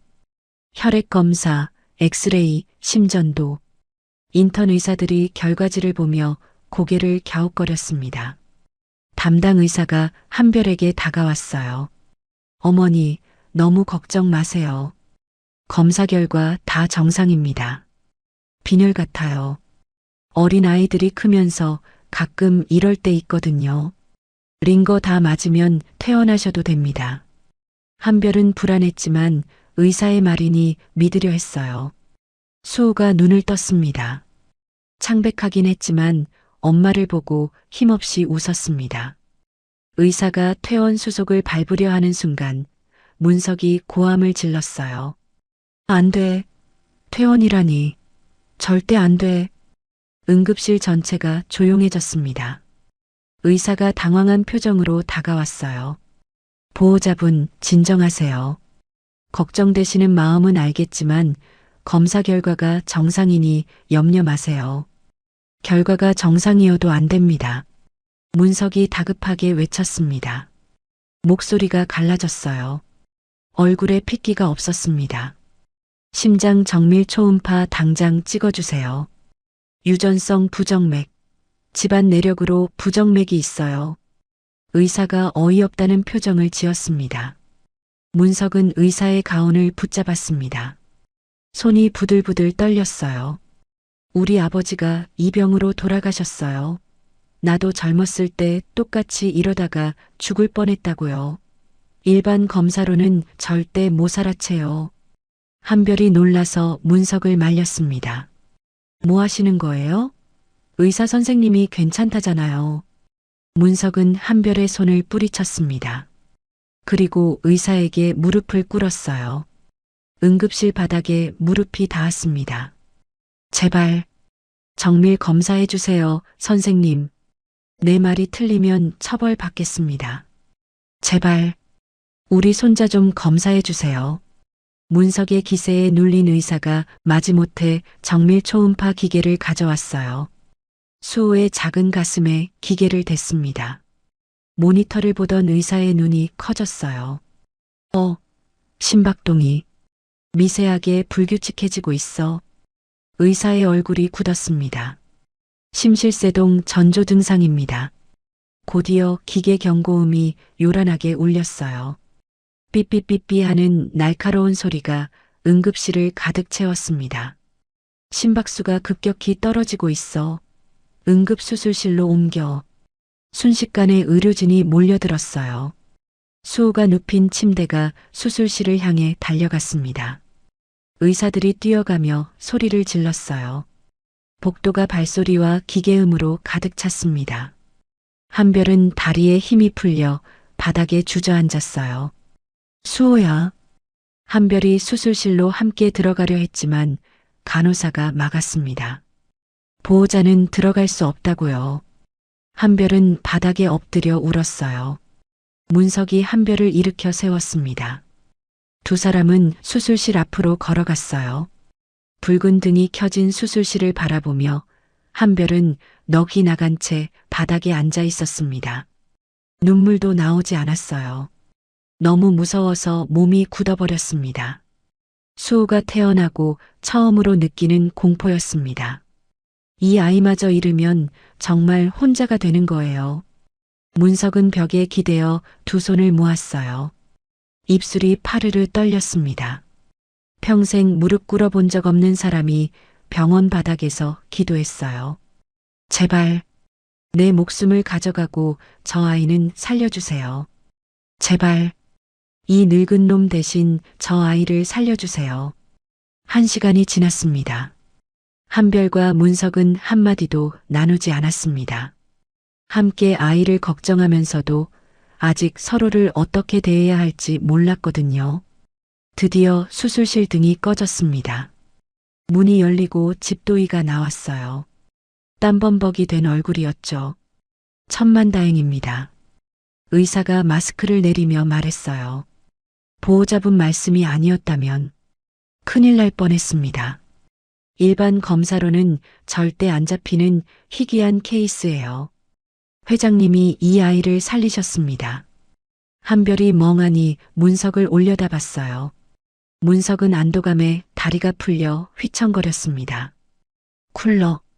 참았던 기침이 터져나왔습니다. 문석이 급히 손수건으로 입을 막았지만 하얀 손수건 위로 붉은 선혈이 배어 나왔어요. 한별이 놀라 달려가 문석을 부축했습니다. 어르신, 입에서 피가. 문석은 황급히 피 묻은 손수건을 주머니에 감추며 애써 웃었습니다. 아니다. 긴장이 풀려서 그런가 보다. 입술을 깨물었나 보구나. 괜찮다. 하지만 한별은 문석의 팔을 잡은 손끝에서 소름 끼칠 정도로 앙상한 뼈의 감촉을 느꼈습니다. 그리고 직감했죠. 이 어르신 많이 편찮으시구나. 문석이 눈물을 흘리며 중얼거렸습니다. 평생을 날 괴롭히던 이 저주받은 병이 결국 내 손자를 살리기 위한 신의 배려였구나. 그 순간 한별의 눈빛이 변했어요. 증오와 원망으로 가득 찼던 눈동자가 흔들렸습니다. 어제까지만 해도 끔찍했던 사람이 오늘 수호의 목숨을 살렸어요. 처음으로 아빠에 대한 감사함이 차올랐습니다. 고마워요. 수호 살려줘서 정말 고마워요. 한별이 흐느끼며 문석의 옷자락을 잡았습니다. 처음으로 아빠의 옷을 잡은 거였어요. 문석은 떨리는 손으로 딸의 머리를 쓰다듬었습니다. 30년 동안 쓰다듬어주지 못했던 머리카락이었죠.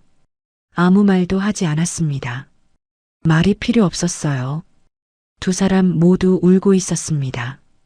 수호가 일반 병실로 옮겨졌어요.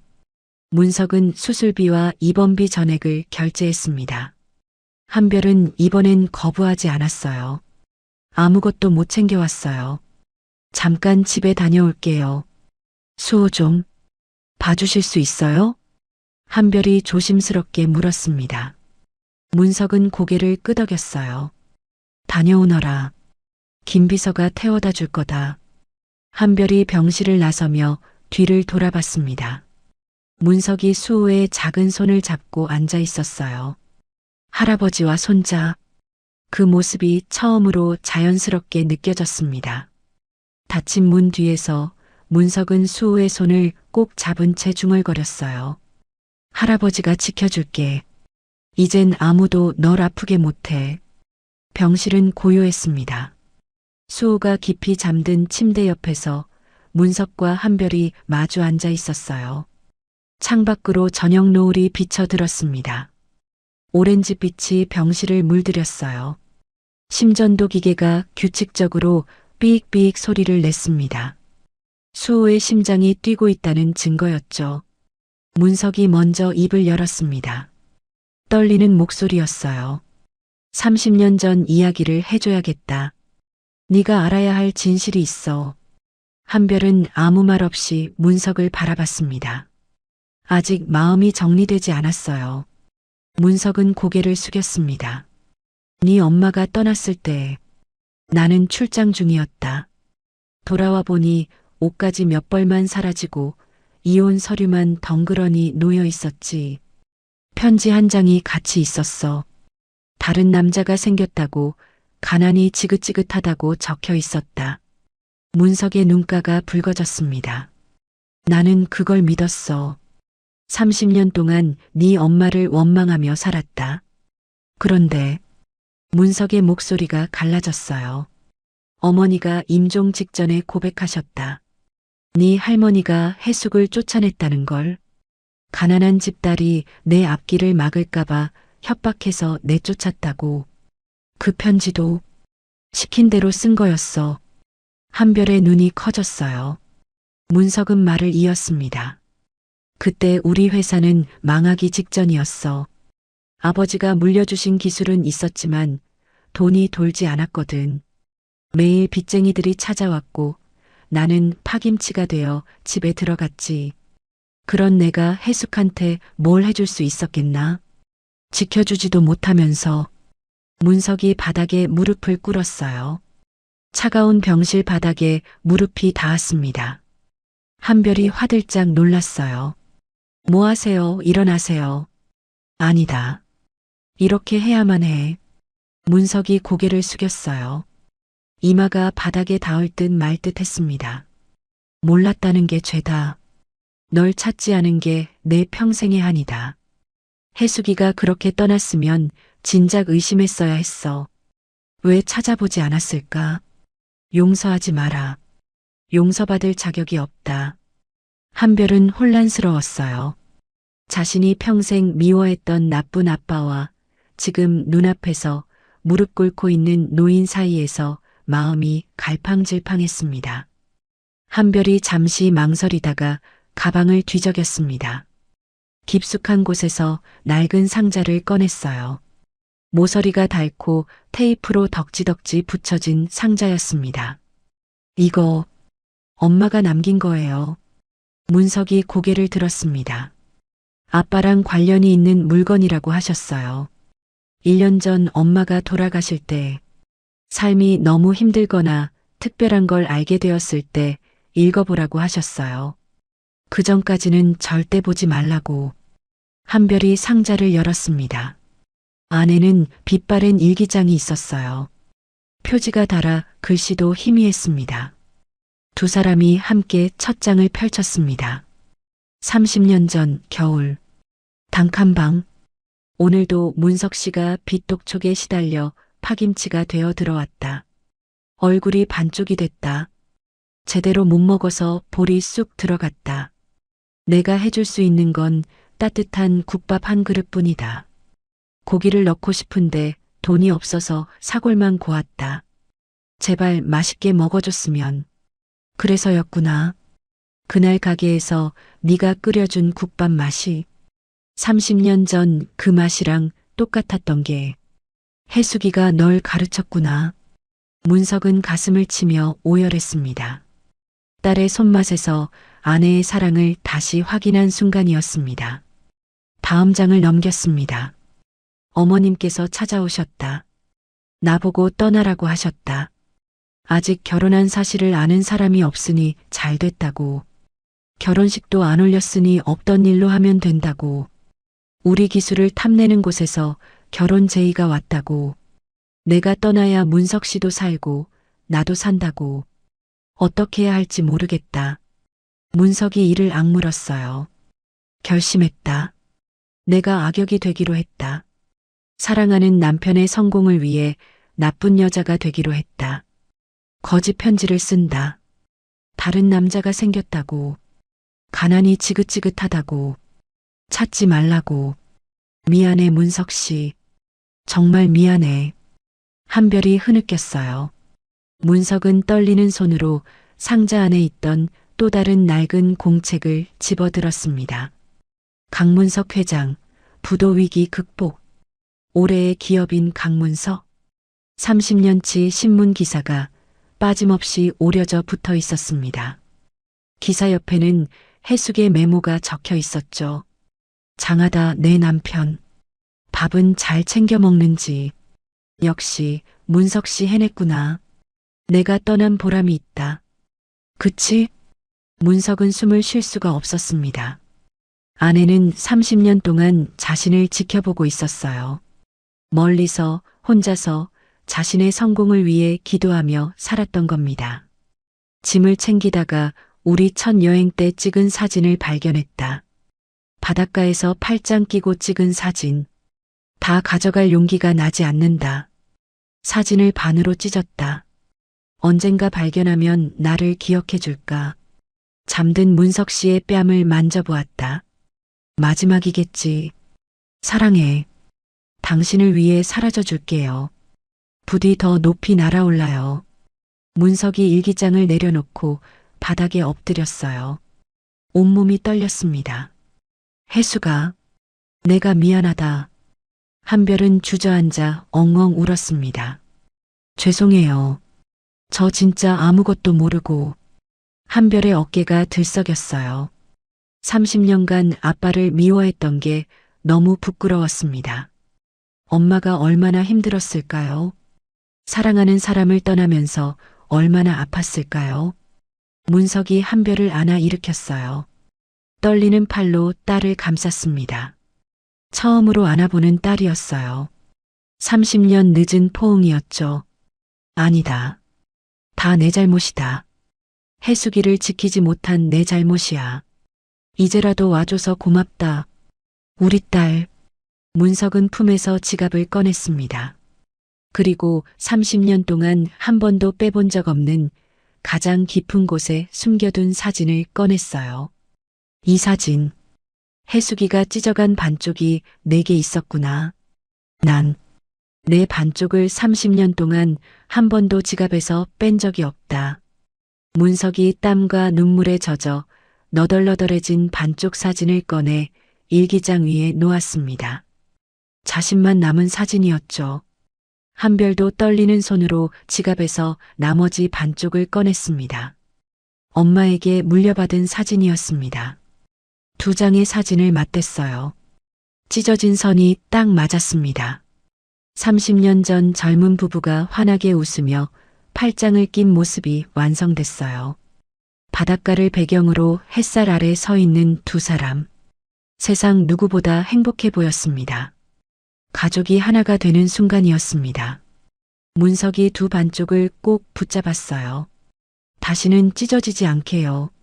그때 침대 위에서 수호가 눈을 비비며 깼어요. 엄마, 할아버지 왜 울어?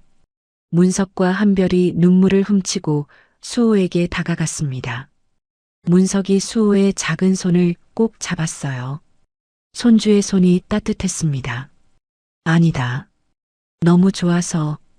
할아버지가 너무 행복해서 눈물이 다 나는구나. 수호가 고개를 갸웃거렸어요. 어른들은 참 이상하다는 표정이었습니다. 문석은 환하게 미소 지었습니다.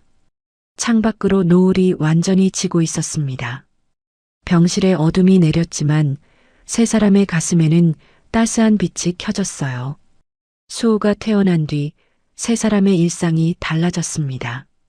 문석은 몸이 괜찮은 날이면 어김없이 국밥집에 출근 도장을 찍었어요.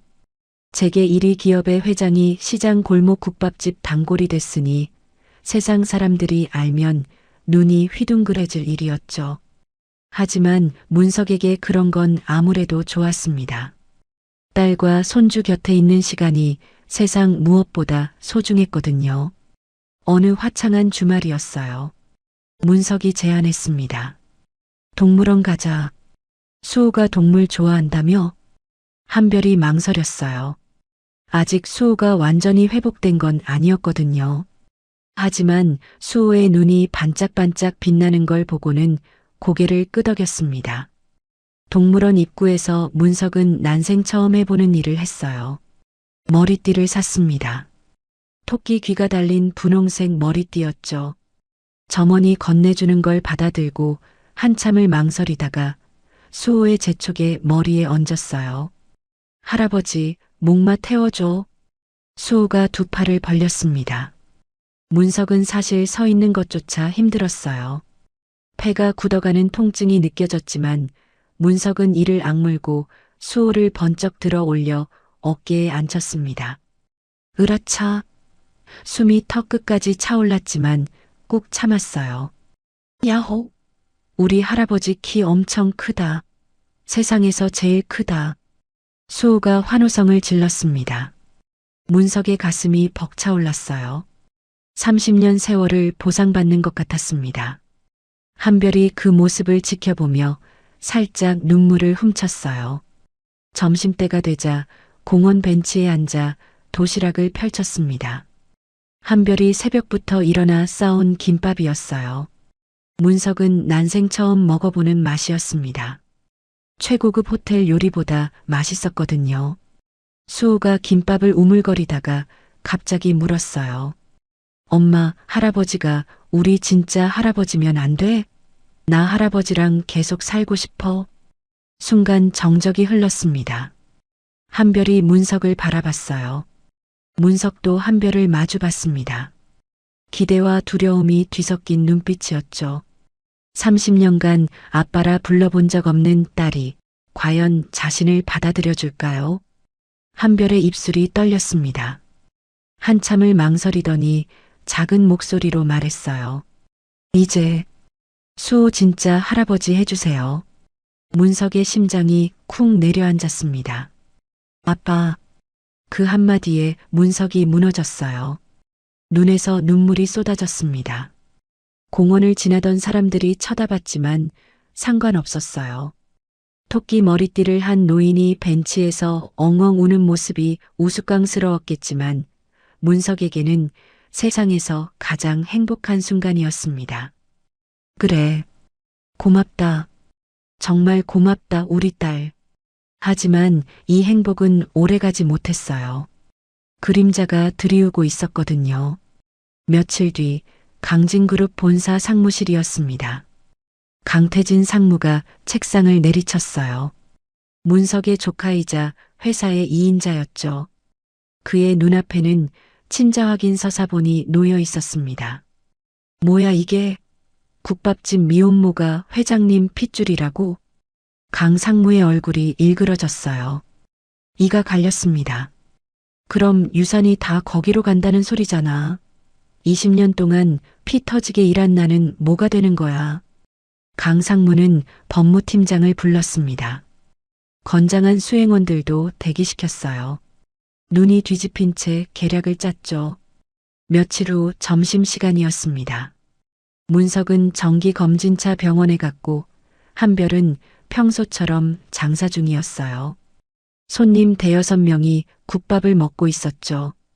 그때 검은 승합차 2대가 골목 입구를 막았습니다. 양복 입은 남자들이 우르르 가게로 들이닥쳤어요. 앞장선 사람은 강 상무였습니다. 당장 모두 나가세요. 강 상무가 소리쳤어요. 수행원들이 손님들을 내쫓았습니다. 항의하는 사람도 있었지만 험악한 눈빛에 질려 도망치듯 나갔어요. 철커덕 셔터가 내려졌습니다. 한별이 앞치마를 움켜쥐며 물었어요. 누구세요? 지금 뭐 하시는 거예요? 강 상무가 코웃음을 쳤습니다. 품에서 서류 한 장을 꺼내 테이블 위에 툭 던졌습니다. 친자 포기 각서입니다. 여기에 도장 찍으세요. 그럼 가게 빚 갚고 조용히 살 만큼은 챙겨주겠습니다. 한별의 얼굴이 창백해졌어요. 하지만 물러서지 않았습니다. 돈 때문에 이러는 거 아니에요. 당장 나가주세요. 강 상무의 눈매가 매섭게 변했습니다. 그는 한심하다는 듯 혀를 쯧 찼어요. 그 차가운 경멸이 고함보다 더 섬뜩하게 느껴졌습니다. 이봐요, 아가씨. 상황 파악이 아직 덜 된 모양인데. 강 상무가 가게 안의 허름한 집기들을 눈으로 훑으며 비릿한 웃음을 흘렸습니다. 회장님이 노년에 병들고 적적해지시니 판단력이 잠시 흐려지신 거야. 그걸 가족이라고 착각하면 곤란하지. 뭐라고요? 30년 전에 그쪽 어머니가 왜 소리 소문 없이 사라졌겠어? 주제를 알았던 거지.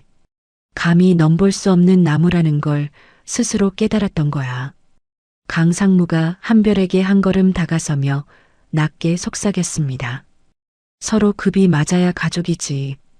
피 좀 섞였다고 다 같은 사람인 줄 아나? 어머니처럼 비참하게 버려지기 싫으면 우리가 적선할 때 받고 조용히 사라지세요. 그게 너희들 수준에 맞는 대우니까. 한별의 온몸이 부들부들 떨렸습니다. 돌아가신 어머니의 인생을 송두리째 부정하고 자신들을 철저히 비하하는 그 태도에 피가 거꾸로 솟는 것 같았죠. 그때였습니다. 우리 엄마 괴롭히지 마. 가게 구석에 있던 수호가 쪼르르 달려와 한별의 앞을 막아섰습니다. 고사리 같은 손을 양옆으로 벌리고 강상무를 올려다봤어요. 나쁜 아저씨, 저리 가. 강상무의 미간이 확 찌푸려졌습니다. 그는 마치 닿으면 안 될 것을 본 사람처럼 과장되게 몸을 뒤로 뺐습니다. 그 차가운 침묵이 고함보다 더 비참했어요. 강상무는 품에서 실크 손수건을 꺼내더니 수호가 서 있는 쪽에 공기를 털어내듯 휘저었습니다. 그리고는 그 손수건을 바닥에 툭 버렸어요. 마치 세균이라도 옮았다는 듯한 태도였죠. 즉, 이래서 가정교육이 중요한 거야. 어른들 얘기하는데 끼어드는 꼴이라니. 강상무가 한별을 보며 비릿하게 웃었습니다. 애 교육 좀 잘 시키셔야겠어요. 한별이 수호를 꽉 끌어안으며 노려봤습니다. 아이한테 뭐 하시는 거예요? 말 조심하세요. 말 조심? 틀린 말 아니잖아. 강상무가 허리를 숙여 한별과 눈을 맞췄습니다. 목소리를 낮게 깔았지만 그 내용은 비수처럼 날카로웠어요. 한 번만 말할 테니 잘 들어. 지금 여기서 도장 안 찍으면 내일부터 이 가게는 장사 못해. 위생점검, 세무조사, 소방점검. 우리가 동원할 수 있는 건 모든 걸 다 동원할 거야. 한별의 얼굴이 하얗게 질렸습니다. 강상무의 시선이 겁에 질려 울먹이는 수호에게 향했습니다. 그리고 이에 앞으로 학교는 제대로 다닐 수 있을 것 같나? 한국 바닥 생각보다 좁아. 내가 마음만 먹으면 이 아이 앞길 막는 건 일도 아니야. 아이의 미래를 쥐고 흔드는 그 비열한 협박에 한별은 숨이 턱 막혔습니다. 공포감이 온몸을 휘감았어요. 수호는 아저씨의 차가운 눈빛에 한별의 품에 얼굴을 묻고 으앙 울음을 터뜨렸습니다. 그러게 좋은 말로 할 때 좋게 좋게 따랐어야지. 주제 파악 못하고. 강상무가 혀를 차며 수행원들에게 눈짓했습니다. 수행원들이 위압적으로 가게 입구를 막아서며 험악한 분위기를 조성했죠. 그때였습니다. 열린 가게 문 사이로 문석이 언제 들어왔는지 아무도 눈치채지 못했습니다. 역광 속에 서 있는 그는 병실에서 막 뛰쳐나온 듯 땀에 젖어 있었고 안색은 창백했습니다. 하지만 그 눈빛만은 살아있었습니다. 맹수가 숨통을 끊기 직전에 고요한 살기가 서려 있었죠. 회장님? 강상무가 당황하며 뒷걸음질 쳤어요. 문석은 거친 숨을 삼키며 천천히 걸어왔습니다. 쿵, 쿵. 발소리가 무겁게 울렸습니다. 문석이 강상무 코앞에 멈춰선 채 낮고 건조한 목소리로 말했습니다. 방금 뭐라고 했나? 급이 다르다고 했나? 강상무는 문석의 기세에 눌려 입을 벙긋거렸습니다. 그게 아니라 회장님 명예를 지키려고. 명예? 문석이 비릿하게 웃었습니다. 내 명예를 먹칠하는 건 내 핏줄이 아니라 바로 이런 천박한 짓이다. 문석은 품에서 스마트폰을 꺼내 강상무 앞에 던지듯 보여주었습니다. 녹음되고 있던 화면이 보였습니다. 방금 네가 내 딸과 손자에게 한 협박 전부 녹음됐다. 그리고 내 변호사가 지금 막 검찰청에 도착했지. 니놈이 지난 10년간 하청업체 등쳐먹고 빼돌린 비자금 장부와 함께 말이야. 강 상무의 얼굴이 하얗게 질렸습니다. 다리가 후들거렸습니다. 회장님, 조카한테 너무하십니다. 조카? 넌 오늘부로 내 가족도 직원도 아니야. 문석이 싸늘하게 답했습니다. 지금 당장 내 눈앞에서, 내 딸 앞에서 사라져라. 1분 늦을 때마다 형량이 1년씩 늘어날 테니. 그 말은 단순한 호통이 아니라 사형 선고나 다름없었습니다. 강 상무와 수행원들은 겁에 질려 쥐새끼처럼 도망쳤습니다. 뒤도 돌아보지 않고 셔터 밖으로 사라지는 뒷모습이 처량하기 그지없었습니다. 가게 안에는 다시 정적이 찾아왔습니다. 문석은 그들이 차를 타고 떠나는 소리가 들릴 때까지 꼿꼿하게 서 있었습니다. 딸을 지키는 거대한 산처럼 미동도 하지 않았죠. 아빠, 한별이 떨리는 목소리로 불렀습니다. 그제야 문석이 천천히 몸을 돌렸습니다. 딸을 향해 안심하라는 듯 미소를 지으려 했습니다. 하지만 입꼬리를 올리는 순간 팽팽하게 당겨져 있던 생명의 끈이 툭 끊어지고 말았어요. 쿨러.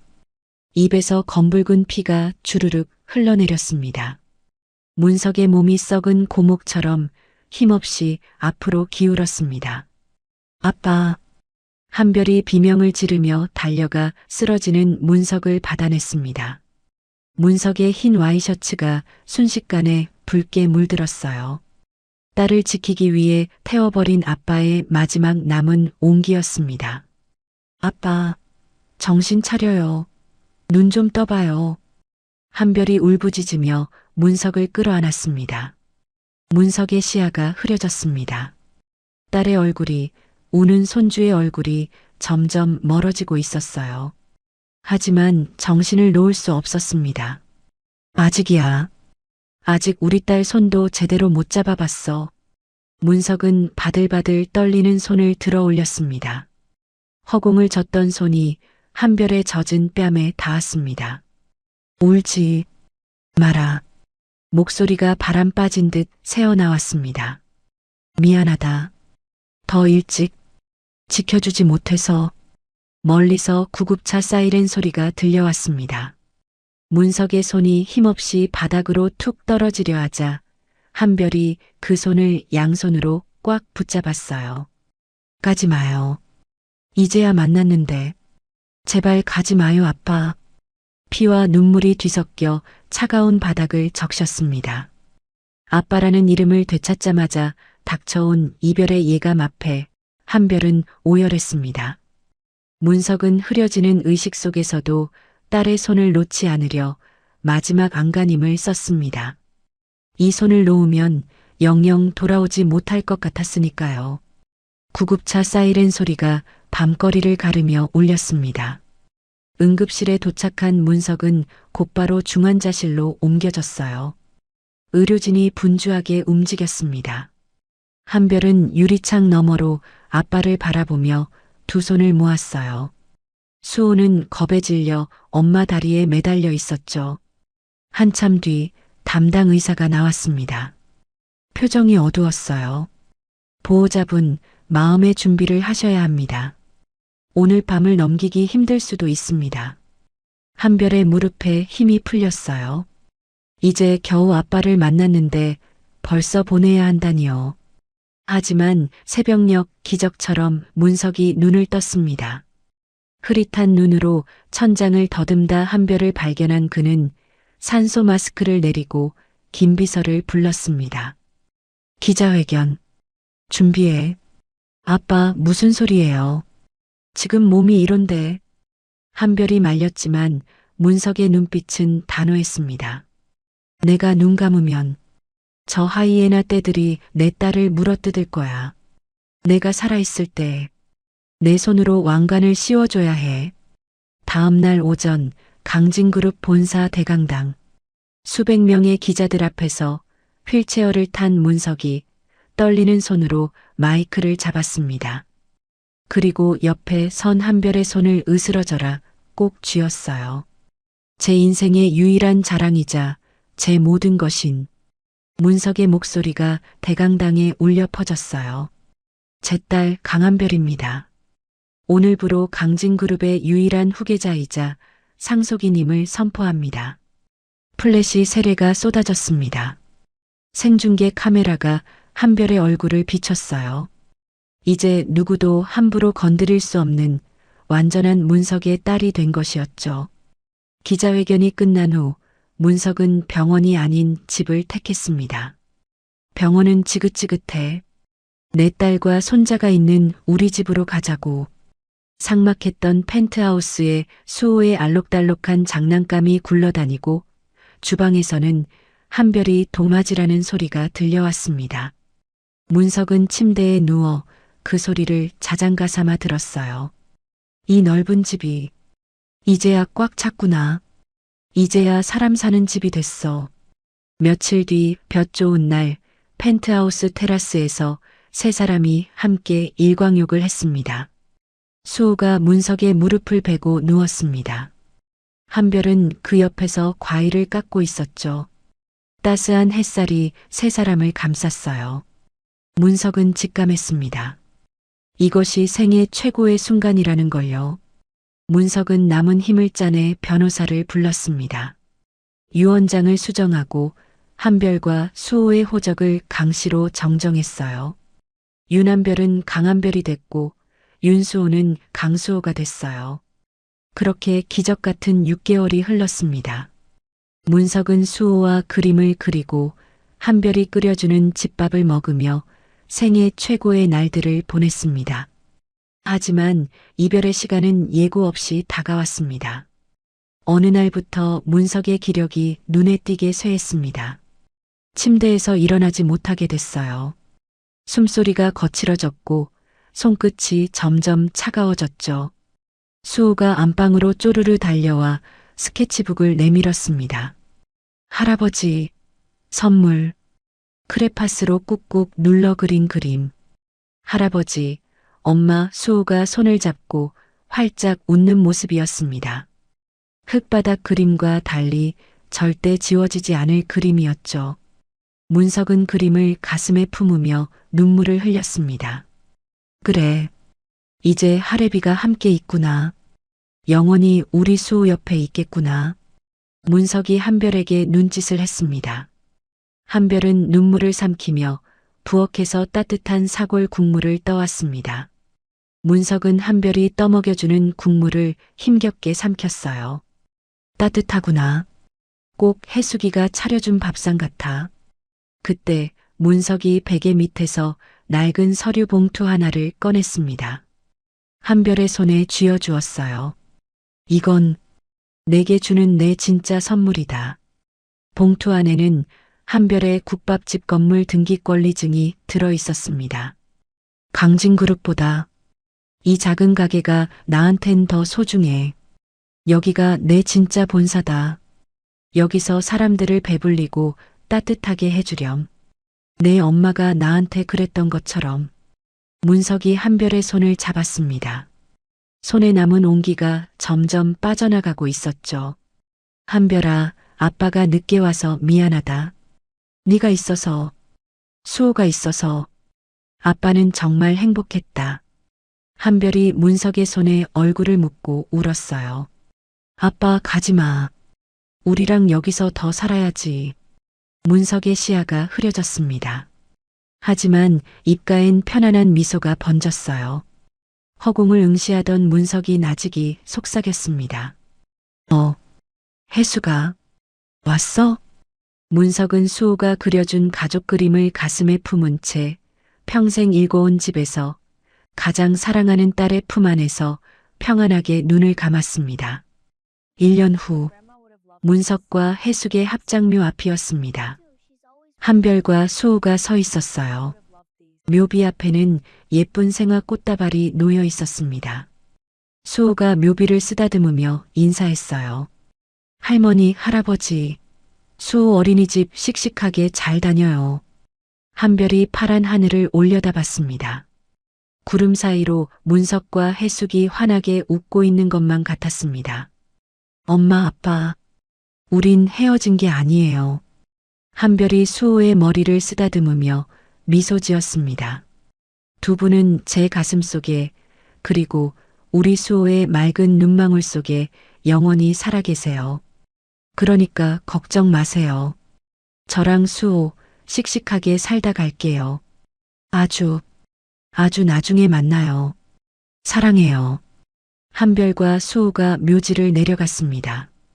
두 사람의 뒷모습 위로 따스한 햇살이 비쳤어요. 바람이 불어 나뭇잎이 살랑거렸습니다. 마치 문석과 해숙이 손을 흔들며 배웅하는 것처럼요. 오늘 이야기를 끝까지 들어주셔서 감사합니다. 어디에서 이야기를 듣고 계신지 댓글로 남겨주시면 반드시 답장 드리겠습니다. 구독, 좋아요 부탁드립니다. 햇살 같은 이야기였습니다.